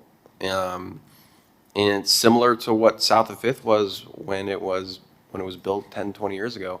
And by the way, the reason South Fifth is so expensive also now, at least in the infill, is because they just don't make any more of that infill new construction that people really want and are sought after. And I believe we discussed this with Commissioner Bott, is we have that move-up theory. I think you're the one who brought that forward or explained it, is right now, people who live in Flamingo Park, they can move up to the next level of a new construction, and it provides more housing opportunities for people that do want to live to the beach and who can now move into Flamingo Park because the people living in Flamingo Park have now moved up.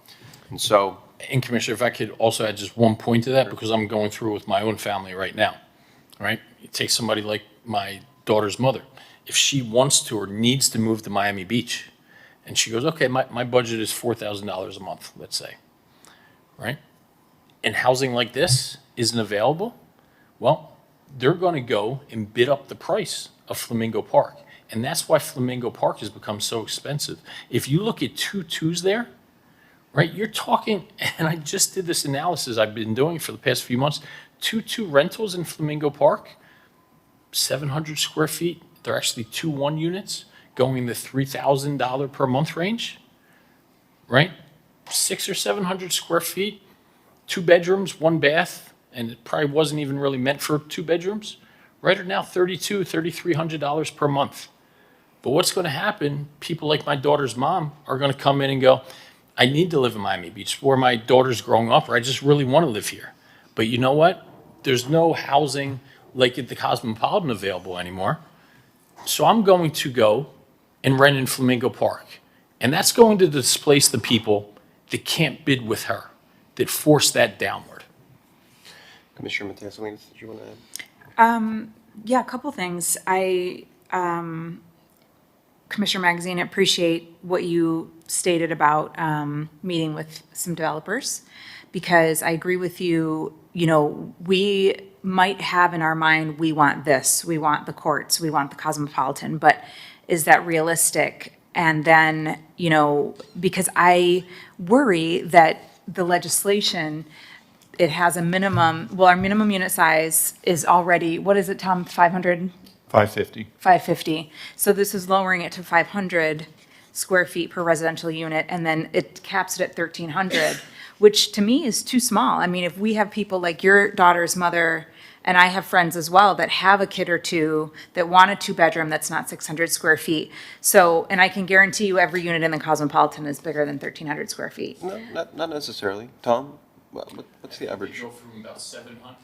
They would go from 1 bedrooms, about 700, up to your 2 bedrooms, probably 1,300. If you wanted 3 bedrooms, they'd be slightly larger than that. I thought the 2 bedrooms were 1,800, but I could be wrong on that. But, That's fine. but just to that point, the reason we capped it, and this wasn't an arbitrary cap, this is what our planning director suggested, is to really. have luxury. Exactly, Yes. luxury. Listen, I and by the way, understand we that, but- just, Well, I'm sorry, I missed that. the reason why we put a cap on the maximum unit size is to prevent ultra luxury on Washington, which, by the way, we just approved, right, to move forward on the ocean front, where But we're this gonna. is 2 blocks from the ocean.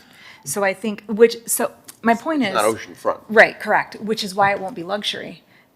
Well, But it's close enough, right? But at any rate, at a certain height, it does become luxury because you are overlooking sure. the ocean. But I'm just worried that whatever the height is, the units will be too small to actually have what we need for families to thrive here, for people who want to grow a family.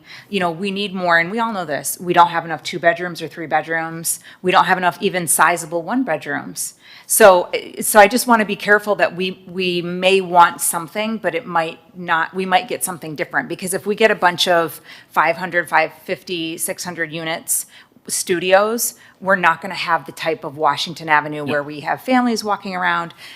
So I want to be careful about that, which is why I appreciate what you said. Let's talk to these developers to say, is this even feasible? I don't know, because I'm not a developer or an architect.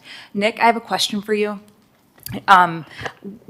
Would it be feasible to create a CRA in Washington Avenue area to what do we do? We say it's blighted and then we can create a CRA? I can tell you that the county, I've had many conversations with the county. Well, first of all, the state is trying to end CRAs, unfortunately. And then the county, they wouldn't give it to them. In fact, one of the county commissioners says, we need another CRA like we needed a hole in our head. So Okay. I don't think that's going to happen. But look, I do understand your concern with families. But again, it's not just for families. It's Correct. also for school teachers, right? For nurses. Right. But we who- do need a mix also for Yeah. families, so it can't just be 500 square foot units. And correct me if I'm wrong, Tom, but you can have a 1 or 2 kid family in 1,300 square feet. Sure. I think that's perfectly normal. You know, it's not, again, it's not for families with 4 or 5 kids, but if you are a married couple and you have 1 kid, I mean, you could certainly make it work. You can make it work with 2. And then, you know what? When your family does grow, you move up. You move up to the next level in Miami Beach. Maybe purchase a single family home. It's not necessarily for everyone. It's to accommodate a missing middle, especially the people that already work in Miami Beach. I mean, if you think about it, at 5 o'clock and 9 o'clock in the morning and 5 o'clock at night, there's traffic, right? And they're just leaving the beach. Why are they leaving the beach? I mean, you have people who work at the Fontainebleau, you have people who work at Mount Sinai, you have people who work at the Lowe's, you have the whole industry. They're leaving because they can't afford to live here. They would love to. I disagree. They're leaving because they want space. They want more spacious apartments. Well, I think there's both. It right? is Yeah, both, yeah. but it's how much are you willing to pay for your space? Exactly. It's not that workers, I'll keep using my daughter's mother as an example. It's not because there's nothing in Miami Beach that she could afford to pay for. It's what you get for what you're Correct. paying.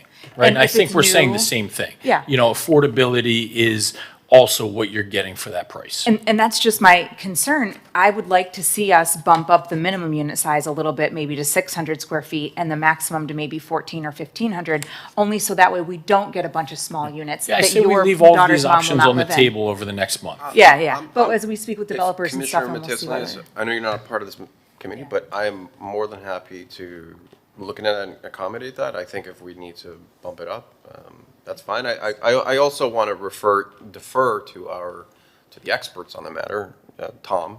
How do you feel, how does staff feel about increasing the minimum size to 600? By the way, and the only reason I like 500 is because my first place that I purchased in Miami Beach was, I think, like 520 or 550. And it was a great first starting point for me as like a young adult and a first-time homeowner. And I think that is attainable. But as far as the maximum, how does staff feel about that? I mean, it's, our goal, as you correctly stated, was to ensure that these don't become large luxury type units. I think increasing it to 1,400 or even 1,500 is reasonable, because in 14 to 15, like 1,300, you'll still be able to get 1, 2, 3-person family in there very easily. Once you get over 1,500 feet, I think at that point, it does start to become more of the larger luxury type units that does impact the number of units you can have. So I would recommend keeping the 500 feet as a minimum, because as you said, it does provide for more variety. Okay. And then Commissioner Bott. What was the other point, Commissioner Matias Salinas? It was the maximum and minimum? Okay. But this is something that we can work between now and first reading of the commission.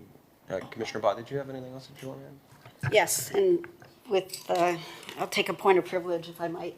Uh-oh. Yeah, strap in. No, I'm kidding. You know, somebody said $3,200 per month for a condo. As a point of reference, my mortgage, when I left my Parkview Island townhouse, was around $3,200, including insurance, which is, as we all know, super expensive here. It was a 4-bedroom, 3.5 bathroom, 2,200 square foot, just under, 2-story townhouse with 4 parking spaces. And you're on the water, right? waterfront, 30 feet, no fixed bridges to open water. That's what I was getting for 3,200 square feet, for $3,200 a month for a mortgage. So yeah, there's a problem. That 2 bedrooms, dry lots should not cost that much money here. I mean, we're talking not just dry lots, 700 square feet of 60-year-old buildings. Yeah, No that's- amenities, but that's what not adding supply does. So just for point of reference, and I will miss that townhouse every day till I die. I also want to just say, Joe, you and I have been friends since I was on the planning board, and you were just you were a well-informed, very smart resident who would send me things to think about as I was pondering, and we became friends that way, and now look at us here. It's insane that I thought anybody that was elected would actually read these like 15-page diatribes on pension funds and things like that, but, I digress. Now I know better. It is a privilege and really fun to do this together, because this is something you and I have been passionate about for a very, very long time. And, we're the 3 of us are 2.5 years into it, and it has been a bumpy road. I think we can say that fairly. And I am really proud, David, of your working on this until it can get to a place that I think most people will feel good about.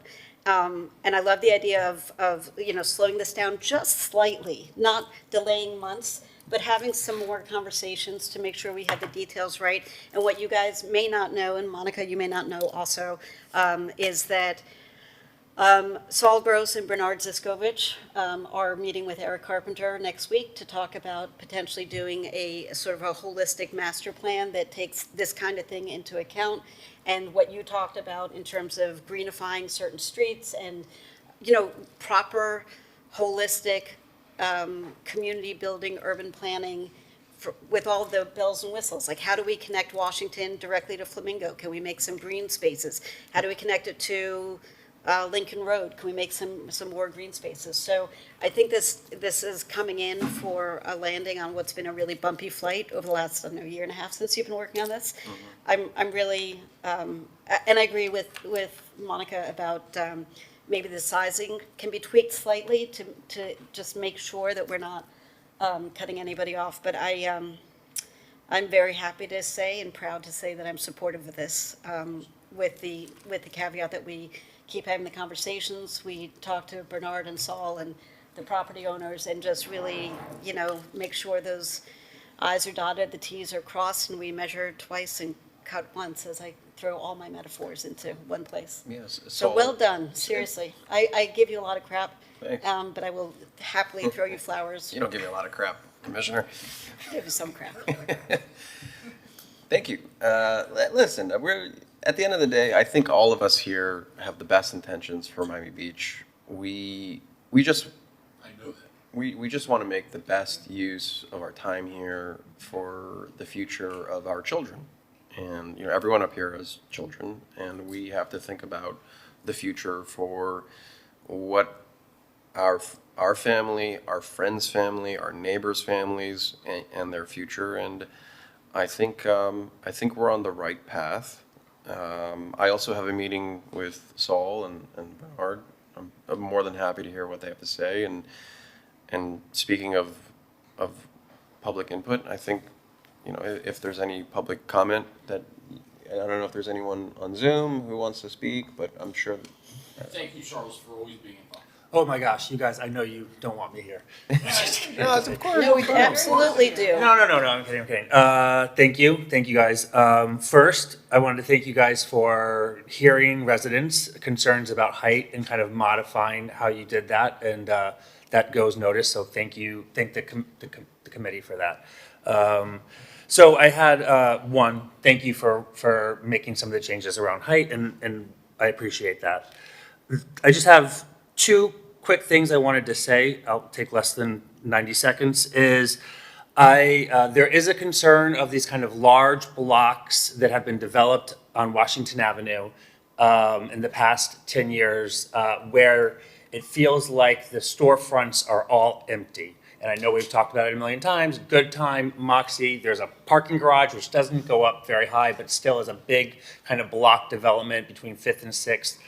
Empty storefronts. I'm unclear how to, it feels like when we are building these kind of large buildings, I don't know what the finances of that is, but the storefronts a lot of times remain more empty than just like these smaller, tiny little Art Deco buildings that have been around for 100 years. Well, you know, just to speak to that, and Yeah. we'll give you plenty more time to speak, Charles, but they're hotels, right? And they're transient use, and you don't have a full-time 365 resident base to support the businesses down below. And unfortunately, you know, our economy is very dependent on seasons, right? So in summer month, if they have a 50% occupancy, that means there's 50% of the people in that physical structure to go support the businesses down below. And so you can't have a business that is sustainable where it's just based on a season, especially Yeah. if you're putting a lease for 10 years. You don't know where the fluctuations are going to be when it comes to travel. And so that's, in my opinion, why those storefronts are vacant. It's because there's not a business who is willing to risk catering to a transient nature where it may be, you know, 1 year it's very slow here. You know, you got Zika or COVID, you know, and it's completely dead, and your business is just, it's impossible to run. So, and that's why with a full-time resident base, it's always going to be busy. You'll have maybe a grocery store, a nice coffee shop, a bakery. It's something that would cater to a full-time residential base. But let me let you continue. And I also want to just add to that, because that's part of it, but the other part, and I think this is what you were suggesting, is that those retail spaces are so large that a little business can't get in there. And when they're building these big buildings, they don't make little spaces. They just have one big, huge space, and it's too big. And that's why the 1111 block is also vacant, Right. because those stores are too big. I don't bring this up as a reason to not move forward with this kind of incentive program. I bring it up with it's something I've noticed with these large because there are, you know, small buildings 1 block over will do perfectly fine in them, like Cafe Bastille, which is in the 500 or 600 block of Washington Avenue. It's a super cute cafe. Y'all should definitely check it out. It's in a tiny little, not redeveloped place, right? So there's something about when these large developments come through, the whole block is killed. I don't think I hear what you're saying with full-time residents, but there are full-time residents that live in Miami Beach as well. So like, you know, whatever the solve is for that, I think it should be good luck, I guess. I don't know what the solve is He for does that. bring but up a good point, Tom. Is there something that we can do to, and we don't have to do it now, but maybe to address the storefronts so that it is unique to different businesses that want to go open up instead of just having one vacant, or not one vacant, but one large storefront on Washington Avenue? Yeah, there's ways that we could adjust the design guidelines that we follow, because individual buildings, it's very easy to cater to that unique identity. But when you have a brand-new building that has uniform storefronts, it starts to become more challenging to establish that unique identity. In the case of Good Time, for instance, you had multiple individual buildings, and so people can create their identity, much like the Ballet Valet Garage opposite that between 6th and 7th on Collins. Those were all individually retained buildings that formed that street front. But I think moving forward, if we have a situation where a brand-new, larger storefront is created at the first level, perhaps we build in the ability to create that type of unique And that would identity. probably address some of the concerns my colleagues have as far as, you know, the entire block, right? Because I think that's the concern, is like they don't want to just see an entire block of one thing. I mean, the residential component obviously above is fine, but on the front-facing side, like when I look at the Moxie, there's nothing there, right? It's just empty. It looks nice. It's visually appealing, but it doesn't really do anything for people walking by. And the same thing with the Good Time Hotel, unfortunately. Now, that did have individual sort of lots, but they're all vacant, most of them. My gym's there. That's where my gym And if I At could, 45. Most of them, yeah, most of them are. and if I could, part of the reason for that is because of the uncertainty and overhang that always existed with the building, right?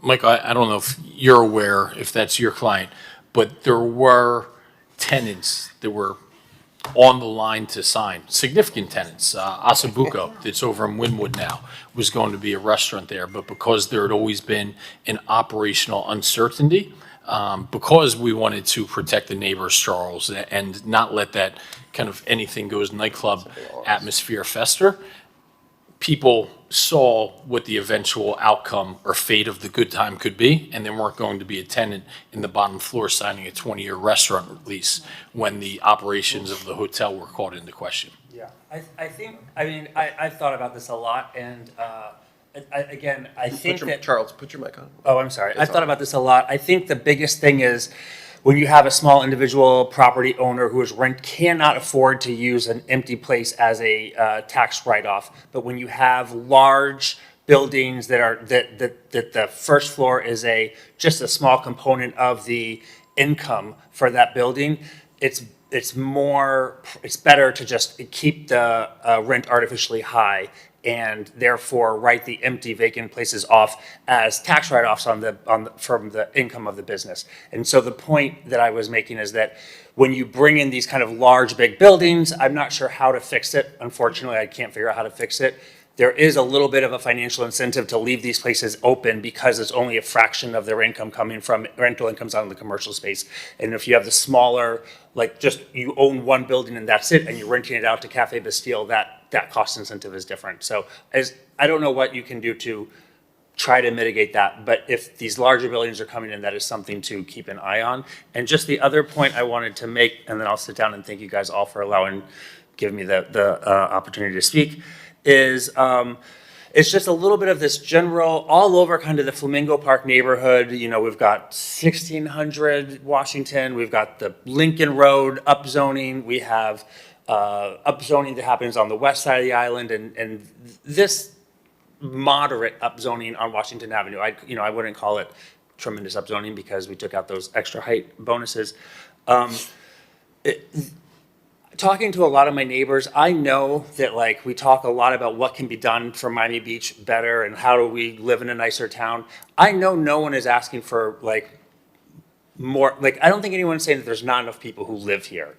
I get that we're trying to use people to live here to fix other problems that we see around town, like get more full-time residents, could potentially remedy some of these issues that y'all bring up, but no one is saying we need more people because already certain times of day you can't move around, you can't drive places. You know, if we're at a stop, and so I just want to like bring that back is that we're already the 8th most densely populated city in Miami-Dade County.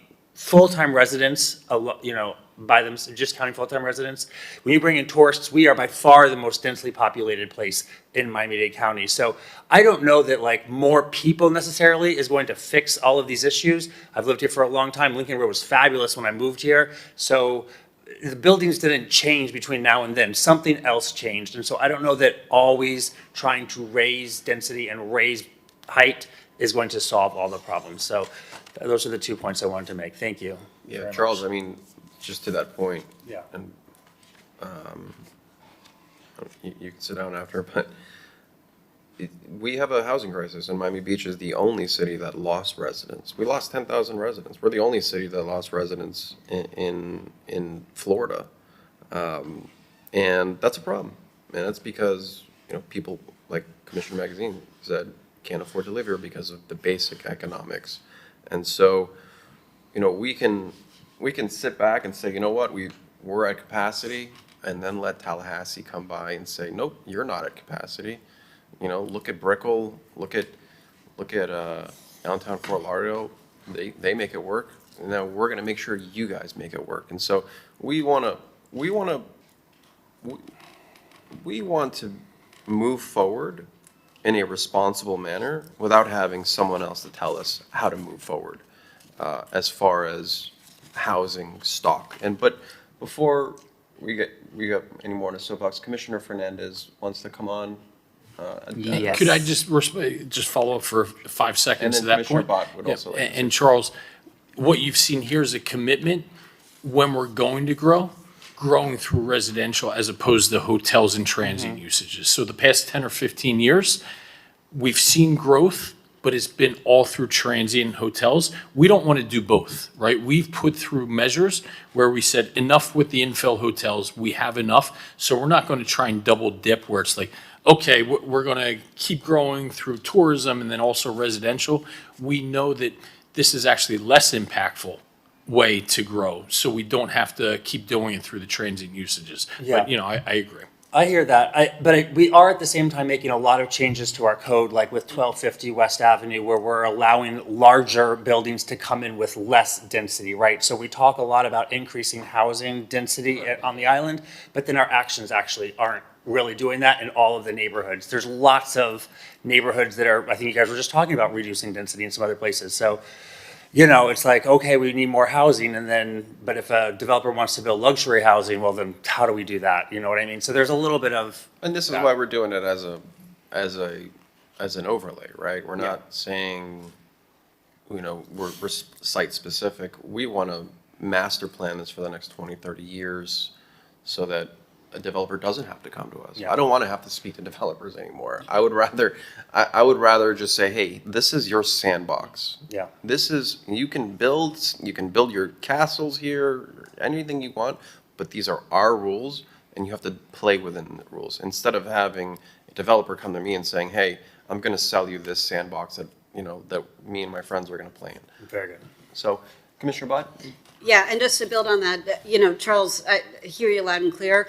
The problem also is compounded by the fact that Tallahassee now has Live Local. So they say, give us what we want, or we're going to put in this monstrosity. And so we're stuck between a rock and a hard place. So there's no single solution to all this. So we're trying to figure out how to work within the confines of what we're given. I mean, there's a Senate Bill 180, which precludes us from making any changes to our code, which, in decades past, commissions have been able to downzone when development got too out of hand in certain ways. So we're all doing the best we can with really unpleasant and unforeseen circumstances. So it's imperfect, but we're trying. But what I would say, and those photographs you sent me, I don't know, like a month ago or whenever it was, were incredible. And Tom, I know you said that there was something we could put in potentially to require build-outs of retail space. Obviously, anybody who's coming in to rent space or lease space long-term is going to want to do their own thing. But with the photographs, I should have thought to bring them to this meeting. It looked like an unfinished construction site. And so if they're at least finished so that there's flooring and electrical and ceilings and walls that are finished to some basic level standard, then we could take advantage of those spaces and use the other things that we already have on our books, like the pop-up retail or the pop-up art space that Joe and Alex had brought and, that I'd been talking about with staff. And we can activate those spaces while they find longer-term tenants because, sure, they can carry the carrying costs of losing the rent because it's their tax write-off. But the more of those spaces that get activated on a day-to-day basis, the better it is for the community. And then who knows what will come in and be a full-time thing. So as we, in this intervening sort of interstitial between where we are today and where we go forward, if we can look at amending that language a little bit too, that would be great. Okay. And Commissioner Fernandez would like to. Commissioner Fernandez has his hand up, and then we also have a few more members of the public on Zoom. Okay. Thank you, Mr. Chair. And so I'm out of town. Otherwise, I would. Where are you, Alex? I am in Japan. Wow. About Why? 13 hours ahead of you guys. It's literally 1:45 in the morning. I just want the members of the public to see that Commissioner Fernandez is literally in Japan and he's still dialed in for our city. And that really shows commitment to public service. Did you have any good sushi yet? Yeah, some pretty good sushi and also some pretty good lessons in urban planning, seeing how people live very close to where they work and where they shop and how how short their commutes are because they live very close to their needs. And that's that's one of the things I wanted to bring up because, there are two truths here. Washington Avenue needs improvement. We can't continue with the quality of retail or lack of retail that we've seen there over the years. And we all know the smoke shops, the tattoo parlors, the t-shirt shops, the liquor stores, the convenience stores that proliferate and go block after block. And so we need to see that improved. We also see block after blocks of just seemingly abandoned retail spaces that we know from the terms of public safety, when retail is not activated, it creates opportunity for not just negligence in property ownership, but it also creates the opportunity for criminality to move in. So we clearly need to see Washington Avenue improve, while also the other truth being that we want to preserve the character of South Beach and the character of the Art Deco district, which is important. That is a priority, and we cannot move forward on something on Washington Avenue that takes away from the character of the corridor. I want to be mindful of that. I want us to be mindful also of the potential of land speculation. I don't want us to create this blanket zoning that is automatic on every property owner along the entirety of the overlay, and that then creates the unintended consequence of land speculation, because nothing could be worse towards affordability if now the land is artificially raised in value through legislation, not necessarily because the land or the property has been improved itself, but because we have approved certain zoning regulations as of right for all properties along the corridor. We had a sunshine meeting a few weeks ago. And in that sunshine meeting, we chatted about some guardrails. And one of the guardrails that was discussed in that sunshine meeting was that if legislation like this were to move forward, how do we do it in a way that we set a cap on the maximum amount of units that could be built along the entire corridor using this legislation, so that we don't all of a sudden give this as of right zoning and then yields that domino effect of land speculation? Has that been baked into the legislation? Tom, I know we spoke about that at the sunshine meeting. How do you feel about how does staff feel about putting a sort of stopgap? I think a stopgap, as long as the stopgap is high enough where it won't result in just one or two projects being able to come forward, but it would still allow for a meaningful number of projects. Mm-hmm. And the commission would always have the ability to increase that cap if they saw fit. If there was a cap that was introduced and then lo and behold, the incentives end up being successful and there's some good projects introduced, we get close to the cap and then some more want to come forward that the commission thinks is good, they would always have the latitude of increasing that cap. And it would be like the mandatory date to get a building permit of 2032. This would be another measure to ensure that the incentives don't result in out-of-control development. Is that something we can work on between now and possibly the first reading of Sure. commission meeting? Yeah, we could come up with some recommendations. And Commissioner for our cap. Fernandez does bring up an excellent point about land speculation. And then we discussed this, you and I. Really, the way we are trying to prevent land speculation is by putting a sunset period, correct? Correct.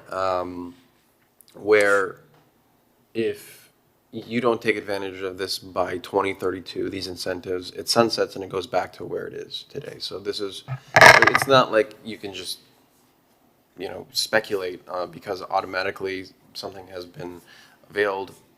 You have a sunset period, and you have to get a building permit. And then explain, for the members of the public, I mean, we're pretty educated on this, but to get a building permit of, let's say, the size of the Cosmopolitan, I mean, how much money are you talking about for these developments to invest in?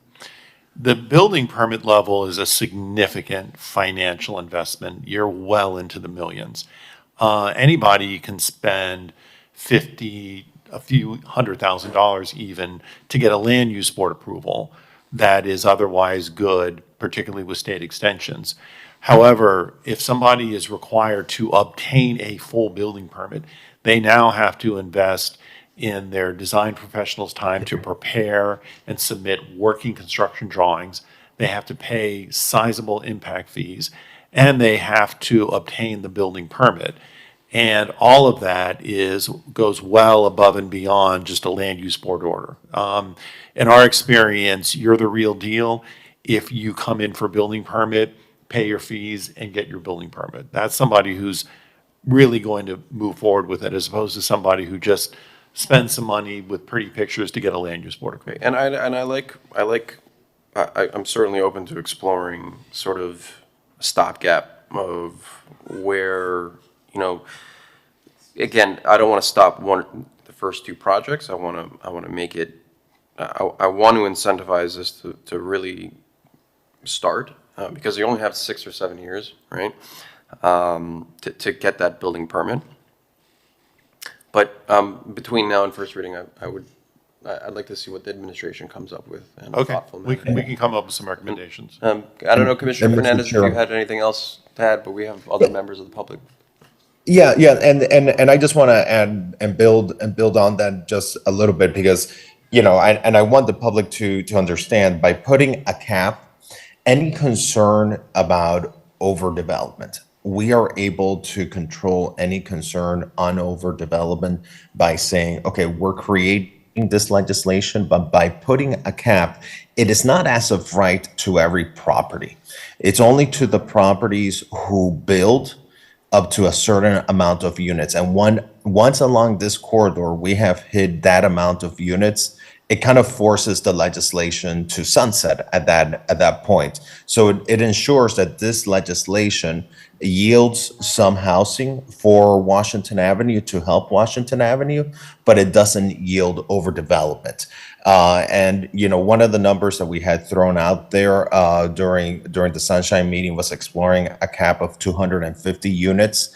I think we would be very fortunate if we would have 250 units come into our city along any corridor, spread out along any corridor, to meet the housing needs of our residents. But I think something like that is modest, and it just ensures that all of Washington Avenue doesn't get redeveloped. No, we're just creating an opportunity to create a limited amount of units, and I think that's part of the way that we help preserve the character of the area. One of the other things, Mr. Chair, that I wanted to put out there is, another way that affordability is addressed, and I'm not sure if I missed it earlier in the conversation, is also limiting the amount of amenities.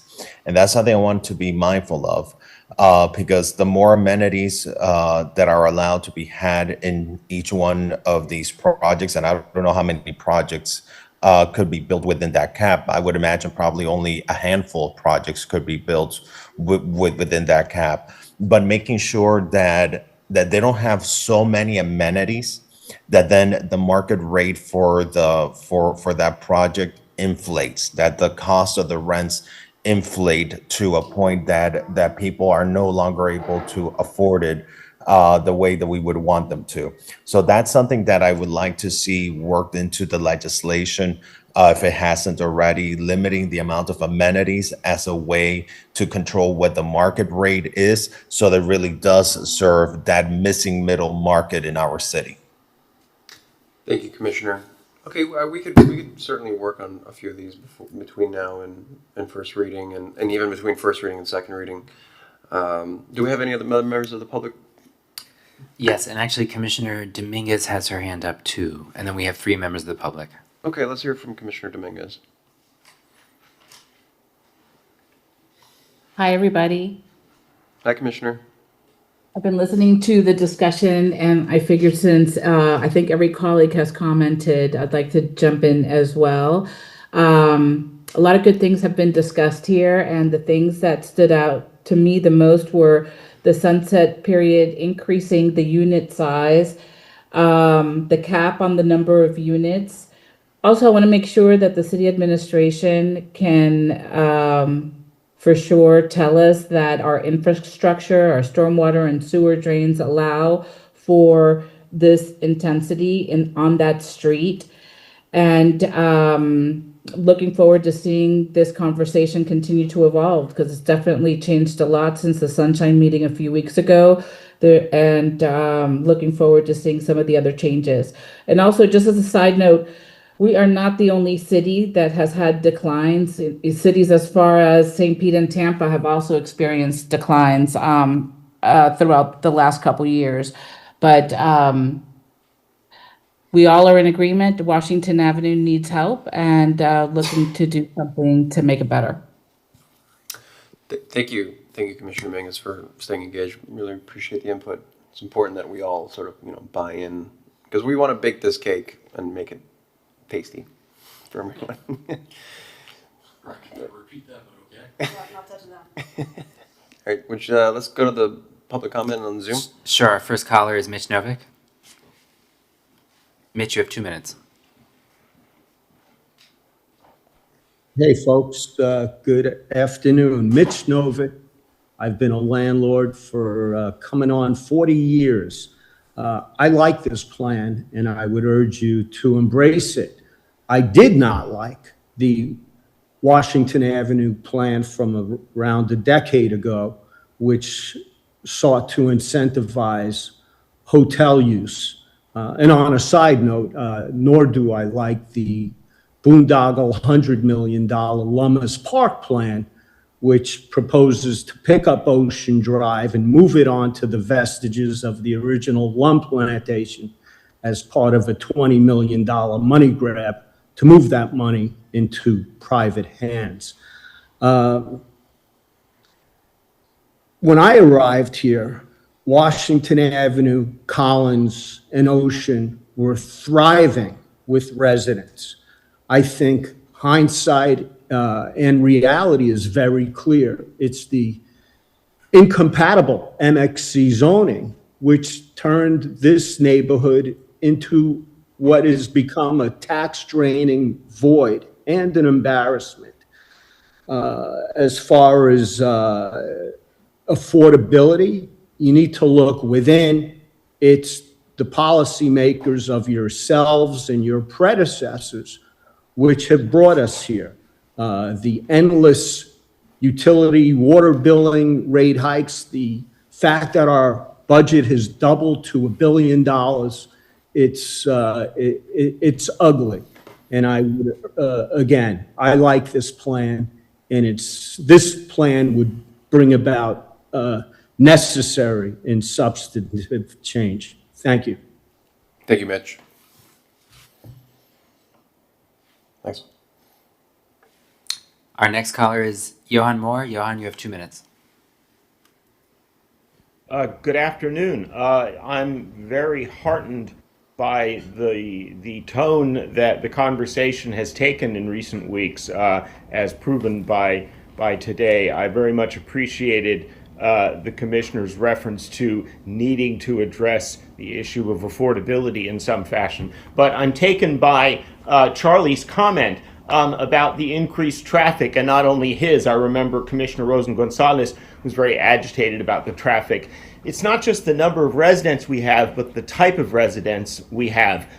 There were possibly overcrowded, but often multi-generational, large working class households, especially concentrated in some of the more affordable neighborhoods such as Flamingo Park, and they had very few cars per capita.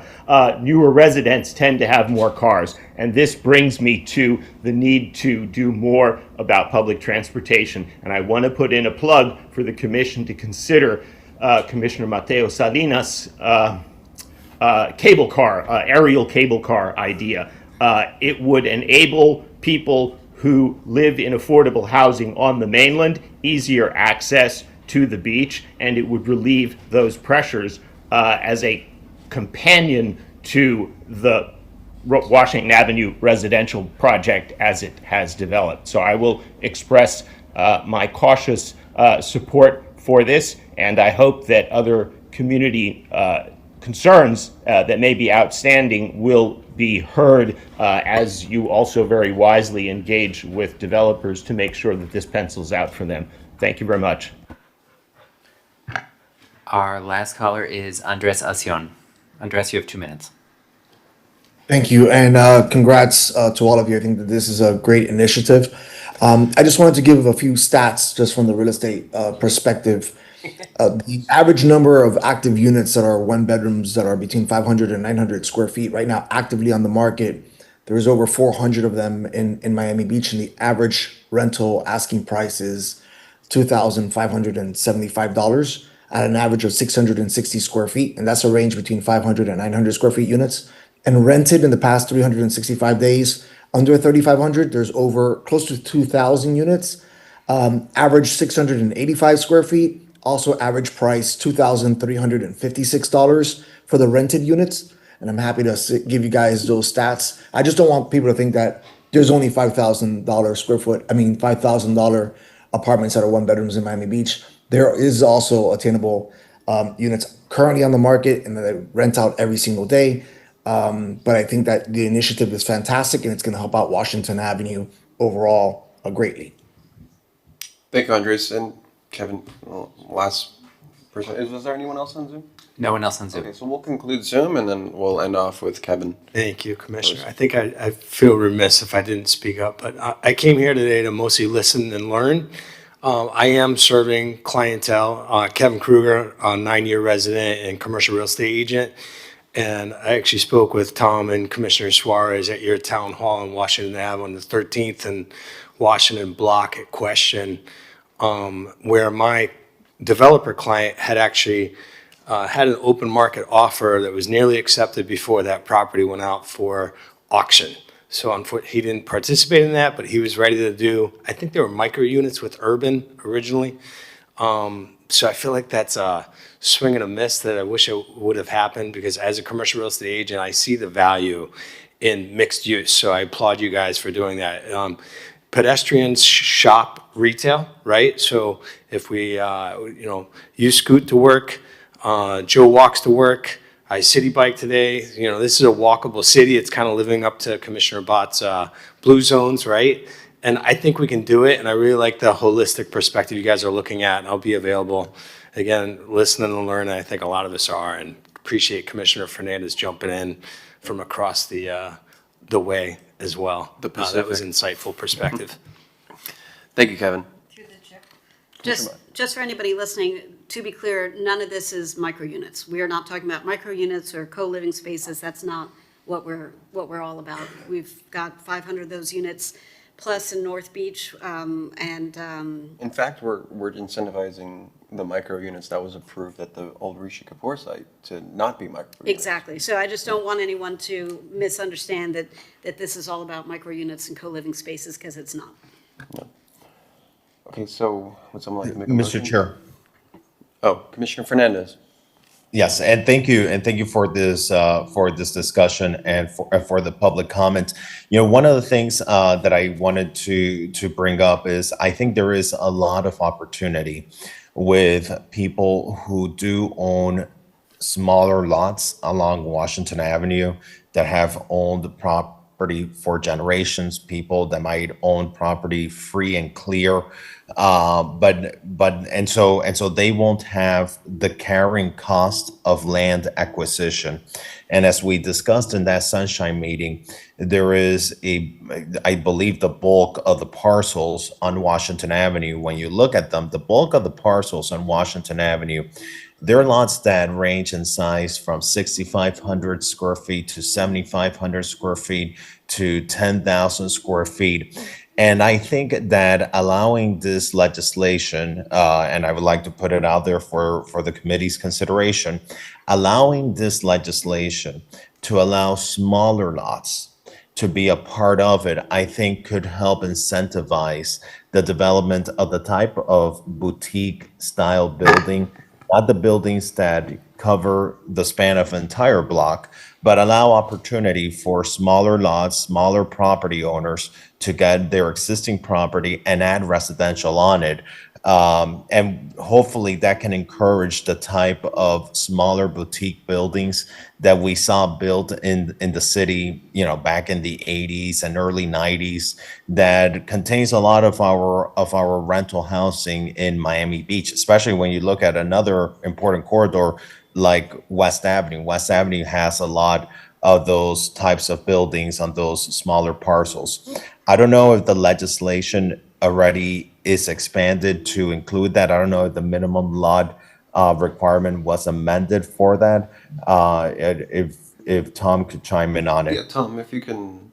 We didn't make any adjustments to the minimum lot size requirement. Currently, the minimum lot size is 13,000, but if it's the will of the committee, we could certainly make an adjustment to the minimum lot size before first reading. I would like that.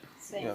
And I think also what Commissioner Fernandez, and I don't mean to put words in his mouth, he's certainly online to speak, but if it's at a certain size, minimum size, and it's a smaller footprint, maybe there is different regulations for parking, for example, which makes it more palpable for that type of development that Commissioner Fernandez, and I'm fully supportive of that. So maybe between now and first reading, staff can work on this, and perhaps Commissioner Fernandez and I and all of us have a quick sunshine meeting to discuss the minimum lot size requirements for what those regulations pertain. Yeah, and Mr. Chair, if you look at Flamingo Park, you have small lots. You have small lots with boutique buildings. Obviously, in Flamingo Park, especially more towards the heart of Flamingo Park, the heights are lower. You usually see 2, maybe 3-story buildings towards the center of Flamingo Park. As you go towards the edge, towards Washington Avenue, you see those heights, they start to go up. You might see 3- and 4-story buildings on smaller lots, but they usually don't have parking. I don't mind for the units not to have parking because that will drive affordability, and it also addresses the need of housing for the workers who live in Miami Beach. If you don't provide parking, you ensure that the parking becomes available. That the housing becomes available to whom? To the people who work in our city. So thank you for considering that, because I do believe that there is opportunity there. Not everything has to be the massive projects that aggregate lots and that increase land value that in turn makes rent more expensive. If we look at the people who already own the lot and allow them to develop on it, you'll be able to do it without the cost of land aggregation, and you'll end up with more boutique style buildings on those smaller lots. So thank you for your consideration on that. Thank you, Commissioner Fernandez. Mr. Chair? Yes. The ordinance, as you're probably aware, includes a provision where there is no minimum off-street parking requirement. So regardless of the size of the lot and development, you're not required to provide off-street parking. It has another provision that allows for parking to be provided not to exceed 20% of the number of off-street parking spaces required under the requirements of parking tier 1. So I think that with regard to these smaller lots, because the parking requirement would be much lower, that allowance for 20% should suffice unless you want to just prohibit parking. No, I think it's good to have the option. I also, one other protection I'd like to have is any development that does move forward potentially would be excluded from Zone 2 parking, so that it doesn't incur additional pressure on anyone who is in Flamingo Park. And I know these are all kind of fluid and they'll evolve over the next month with our talks, but to Commissioner Fernandez's point, maybe that could actually be bifurcated in lot size, right? We may not have an issue if a small boutique building on a 6,000 square foot lot that had 2 or 3 units could avail themselves of District 2 parking or Zone 2 parking, but we wouldn't want a larger lot that may have 40 units to be able to park in District 2, right? We could handle 2 or 3 boutique building, units, but maybe not the larger units. Well, through the chair, Will, would you mind coming up and talking about that? I mean, I know it's one of the most congested areas in the city, and I don't want this to be exactly what Flamingo Park residents are worried about with not having parking. So I have no idea about this. I think it's a good idea in principle, but you probably are the best place to advise. So what was the amendment, if you don't mind Well, me, Commissioner? and it's not even an amendment, just putting it out there for discussion, because I think all of these are fluid things that we want to see, do a sanity check, if you will, over the course of the next couple of weeks. But if we had some of the smaller lots, like Commissioner Fernandez mentioned, let's say up to 6,000 square feet or whatever that may be, they would be able to park in Zone 2. However, if you had the larger lots that are going to have significantly more units, we wouldn't want them to avail of the on-street parking. And it would actually be a way to further incentivize the types of smaller boutique developments that Commissioner Fernandez is passionate about and wants to see included, which I think is a good idea as well. Like what we do in Zone 26, where we've got some bigger buildings who, depending on where they fell, it's not quite as cut and dry as that, but yeah. So it's always, Will McDonald, Director of Parking, City of Miami Beach. Bless you. It's always an incredibly delicate balancing act. You know, I probably talk about Zone 2 more than any others just because we had an intern. Zone 2 is more than 5,000 permits issued, only 3,000 parking spaces in the entire zone. And those individuals also do get visitor permits. So we just came out of a very high impact weekend. And so even if half of those zone members invite one single friend over with a car, we now have 5,000 people with permits, an additional 2,500 legally parked visitors in a place that doesn't have enough on a normal night. So it can get challenging, especially when we do have larger events. If there is anything, I'm going to take off my parking hat and put on kind of the transportation side that I've been in, not to step on our current Director of Transportation's. If there's any incentives to be built, or if it's possible to build buildings that focus on individuals that are very comfortable not having a car, and we can focus on those micromobility solutions. I'm not saying scooters, because I know that they have their own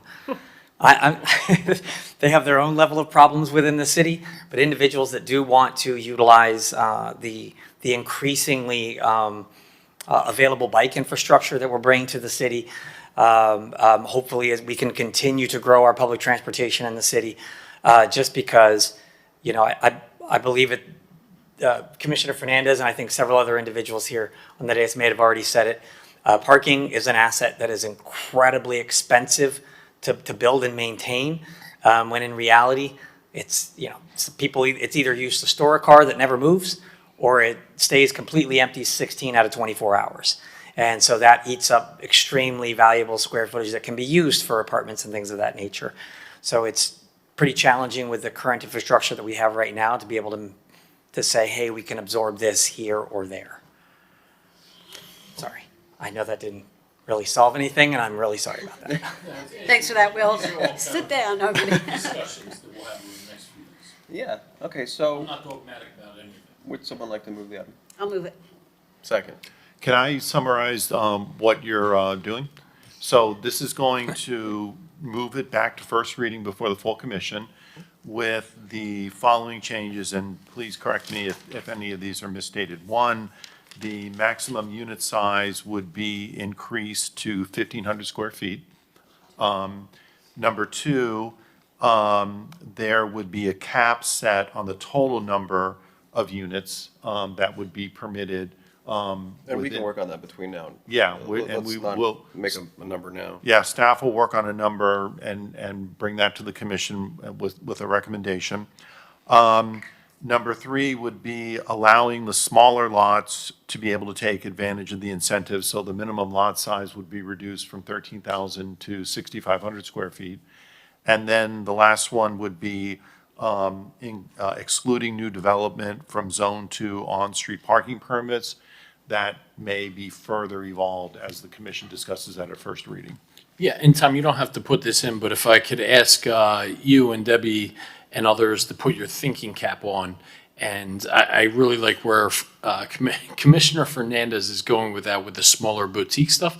If there are even further things that we can do to incentivize that, knowing that maybe the goal is to get both, and the smaller lots are probably harder to give a catalyst to. So if we have to have a bifurcation of incentives, if you will, and the incentives perhaps are greater to the smaller boutique lots, that's something that we could at least weigh and entertain.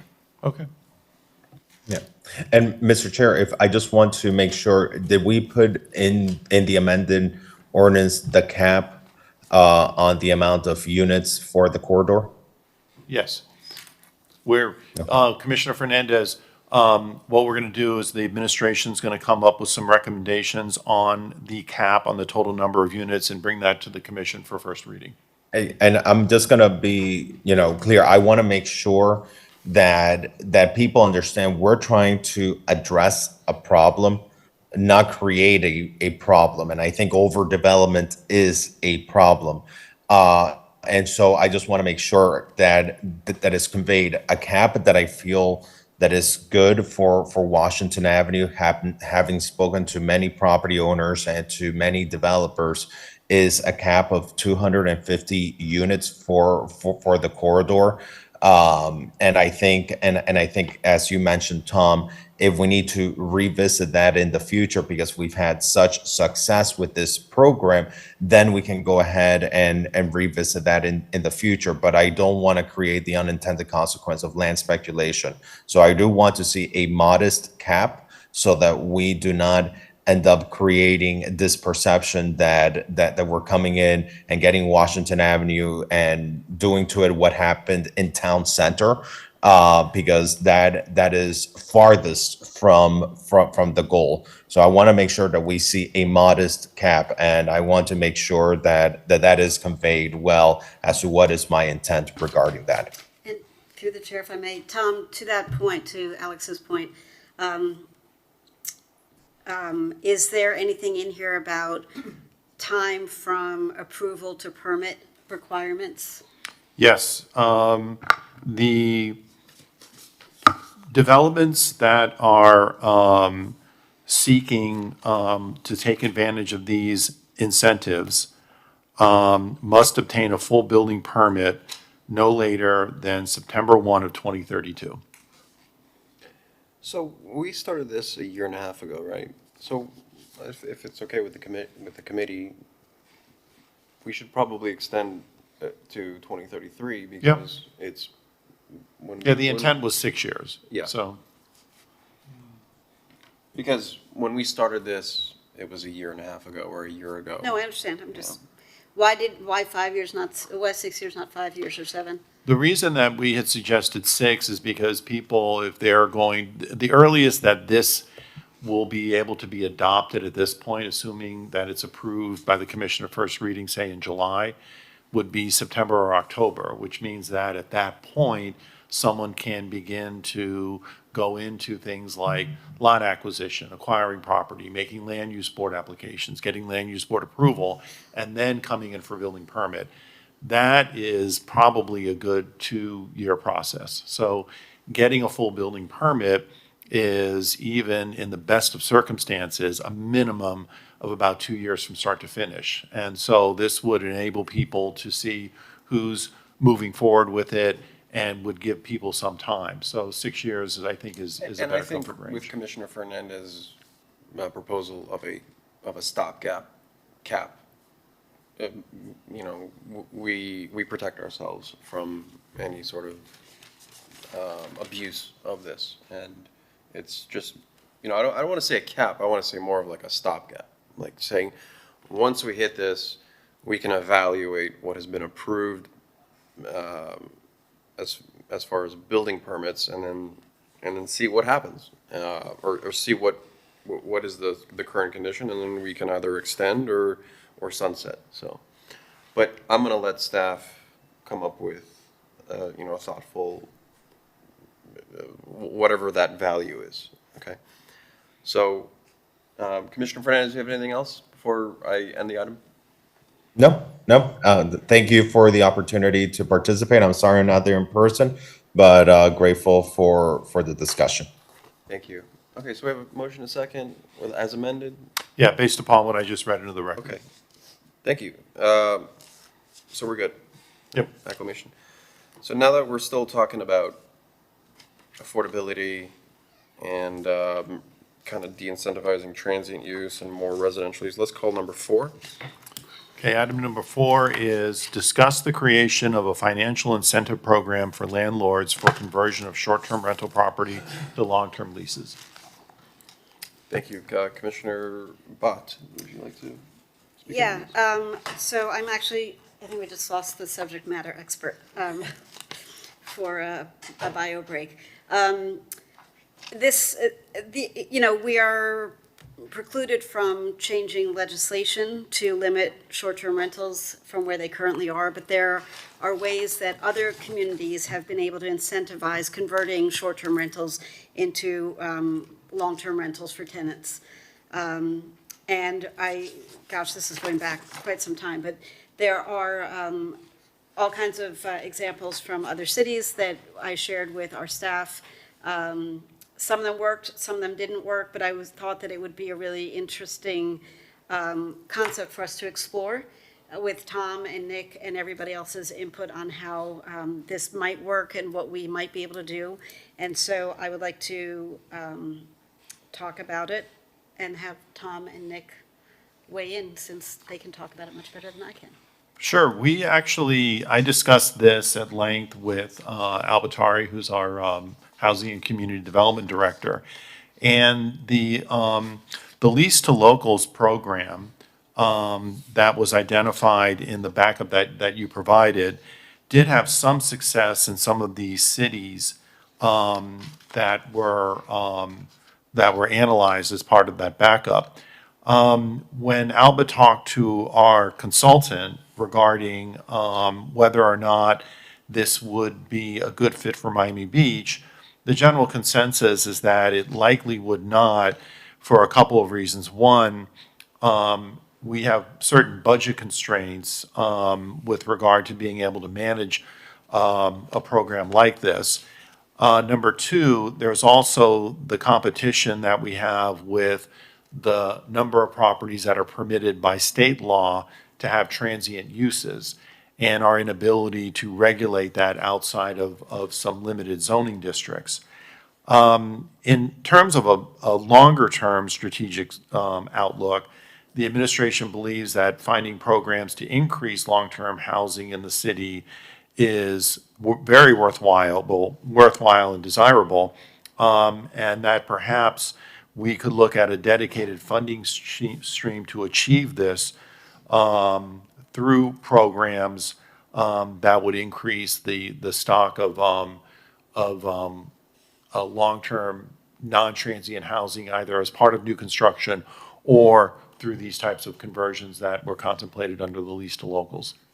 So a question for you is that we have the CRA in North Beach, where there is a fair amount of transient STRs, not counting the new fancy developer ones.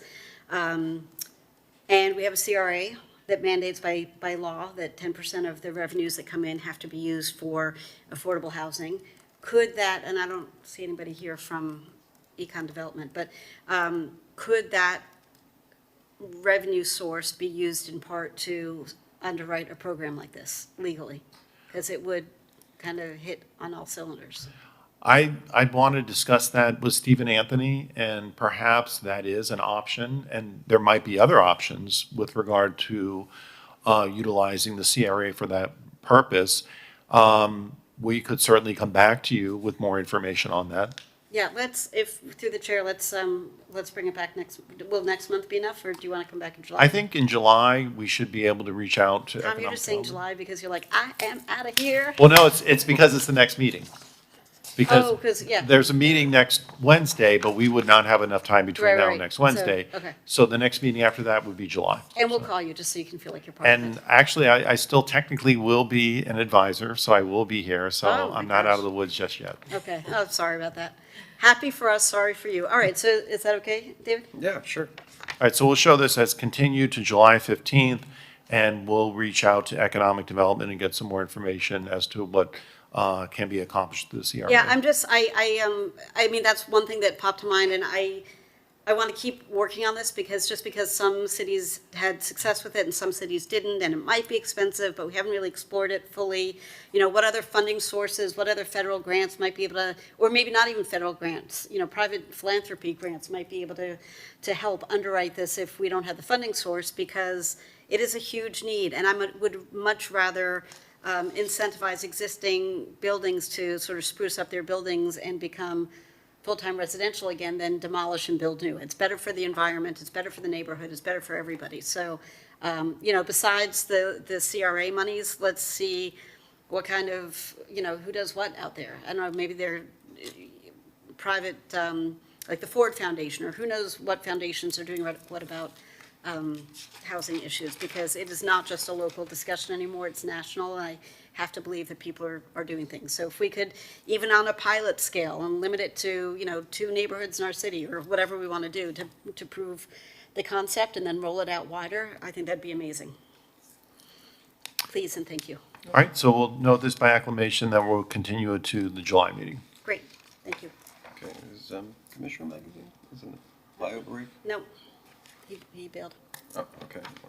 but we're still at quorum. All right, so just real quick, I wanted to see how some of my colleagues felt about this, and I don't know if Commissioner Fernandez is still on, but let's do number 2 real quick.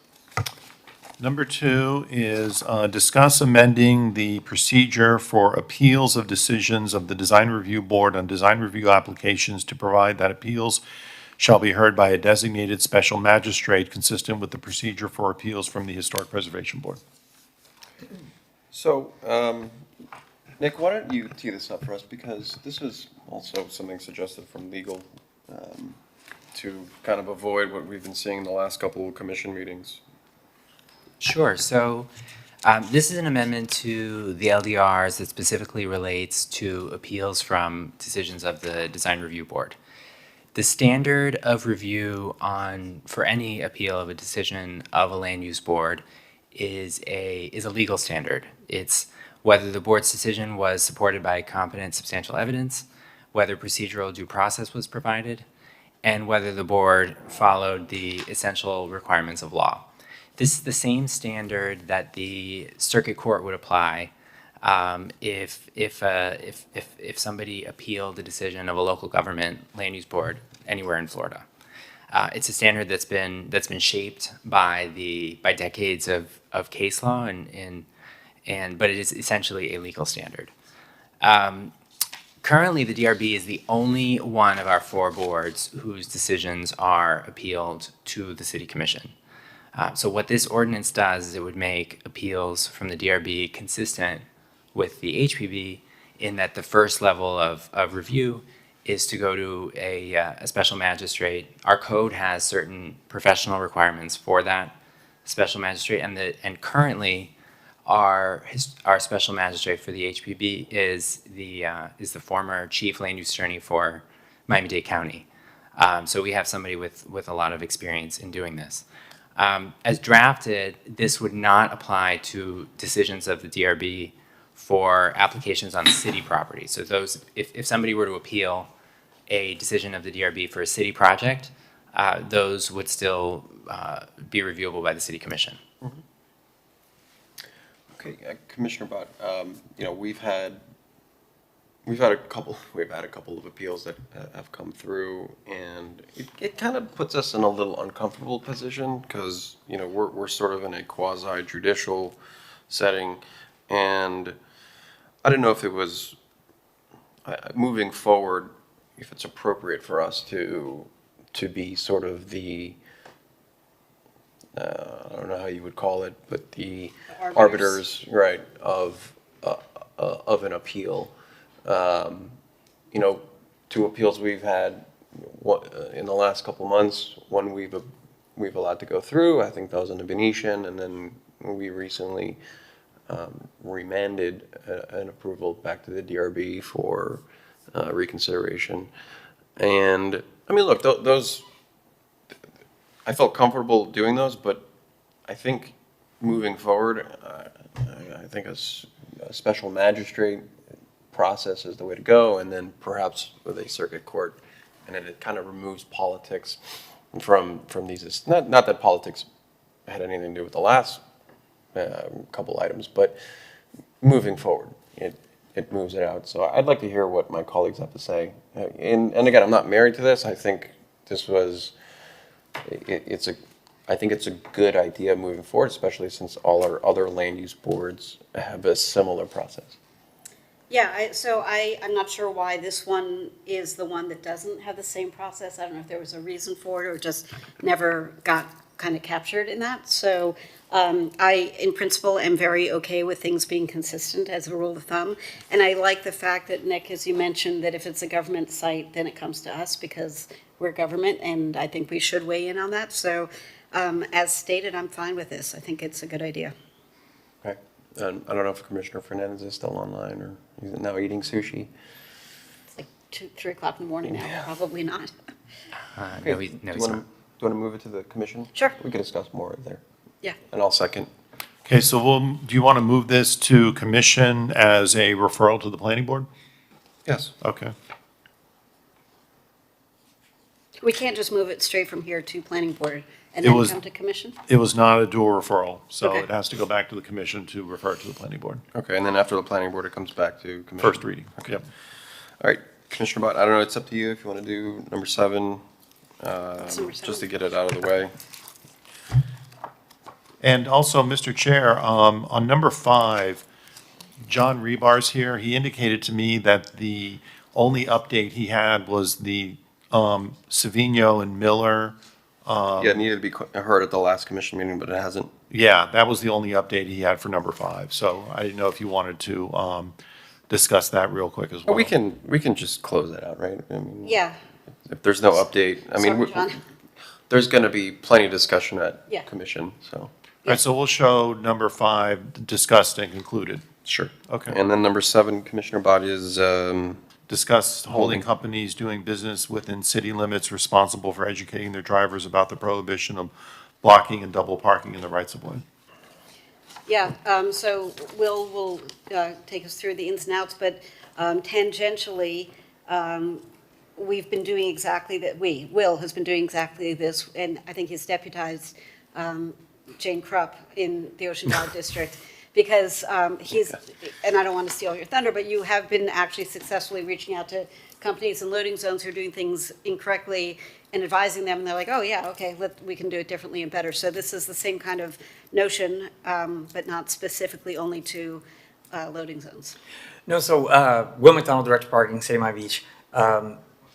So I'll say that what we have really focused on, and now that, for example, the recent ordinance change that now freight loading zones will be 7 to 3, we now have a little bit more teeth within inside our freight loading and alley loading zone permits. We've added a terms and conditions of use, which clearly outline what their responsibilities are. We've added a driver attestation and acknowledgement form that we said that part of your conditions of use is you will have every driver watch this video, the video that our communications team was able to produce for us, that is up on YouTube, and it's available in French Creole, it's available in Spanish, it's available in English.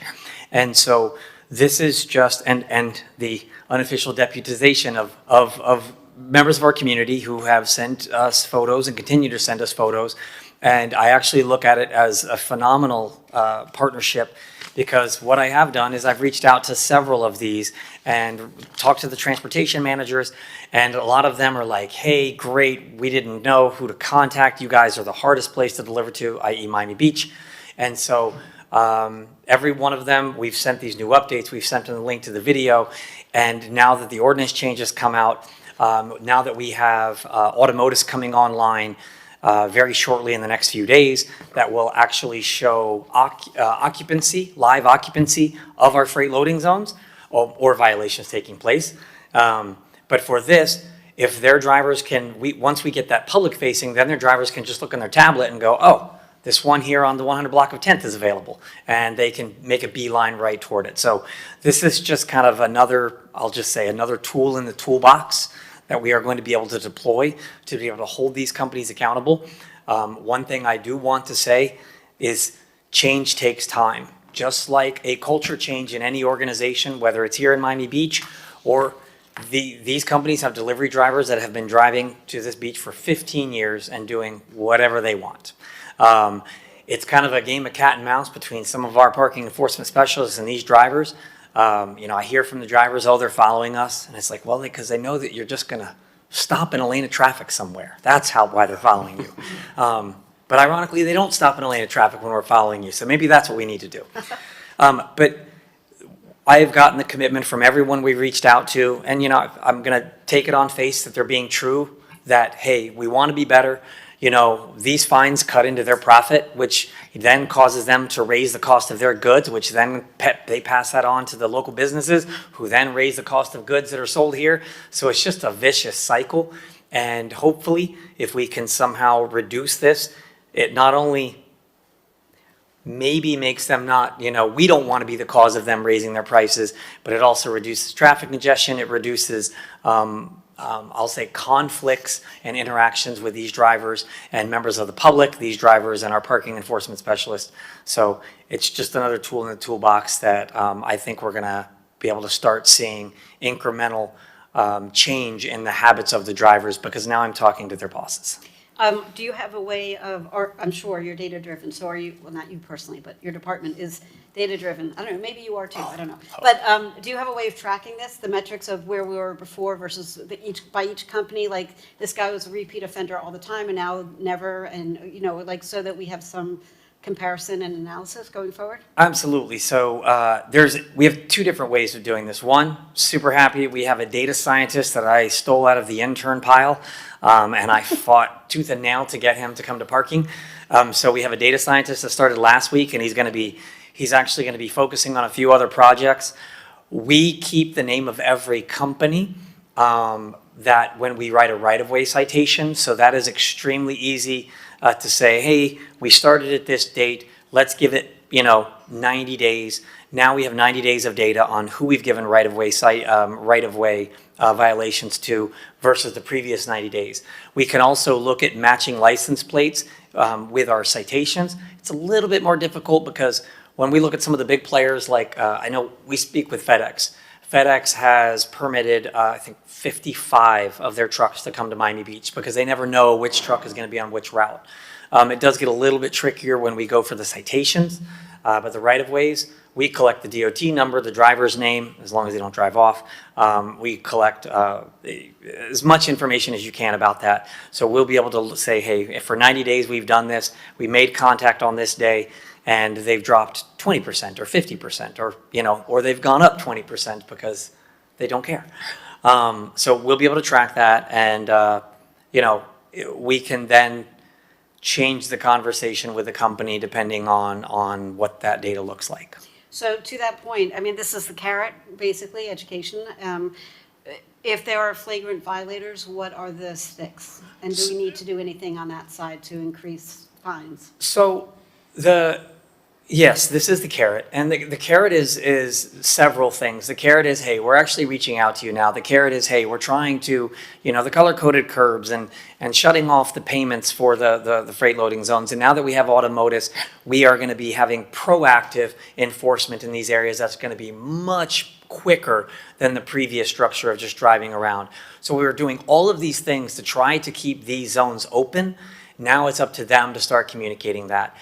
If we have companies that don't act in good faith or that, maybe are, I'll say, a little bit less responsive than others, I'll just say, while there are guardrails, we can't just go out and do whatever we want. We can work, for example, with our towing partners on individuals that have maybe a ton of outstanding violations, or obstruction of traffic is always a towable offense. So if we have somebody that's not acting in the best of faith and continues to do these violations, then I can say that it's very easy to know when they're going to be in the city of Miami Beach doing deliveries and the next time they obstruct. But is that realistic? Because they might see you coming with a tow truck and hightail it out of there and come back? Or is it, I don't know, maybe it's not a problem. It would pose a challenge, but again, if there is truly a company that is just blatantly, flipping their nose at the city, there's always an answer. And I'm sure. Hopefully we're not going to have that. I feel that all of these want to be good players and good neighbors. And are the fines that we impose sufficient to hit them where it hurts? So we actually have to adjust the fines. I think the ordinance that the commission adopted last week is the maximum under Okay. state law. Yeah. So, I'd love to sit here and say we can, hit them harder. But the gist of the matter is that the fines will only go so far. There are other things that we can do if somebody is truly flipping their nose at us. But I have faith in the overall good of people that they're going to work with us. Sucker. You're Yeah, such an optimist. Okay, Someone has to be. yeah. Where would you like to take this, Commissioner Bott? Can we keep it here and have you come back in like 6 months or whatever you think is a good time frame, just to give us an update of how effective it's been? I think I'm really excited about what this is going to do, and I want you to be able to come back and brag a little bit. Absolutely. Okay, so we can open and continue this to, Yeah, we'll continue to a future date for additional updates. sounds good. Okay. Commissioner Bott, I think we're good here. We've Yeah. covered pretty much everything except, Item 6, we can move to June 3rd if you want to do that. right, and Commissioner, I would have called it, but Commissioner Magazine stepped out, so. Okay, so we'll But move you're item 6 to canceling June June 3rd. Oh, yeah, that's right. So we don't have, so you're going to be out of town. Yeah.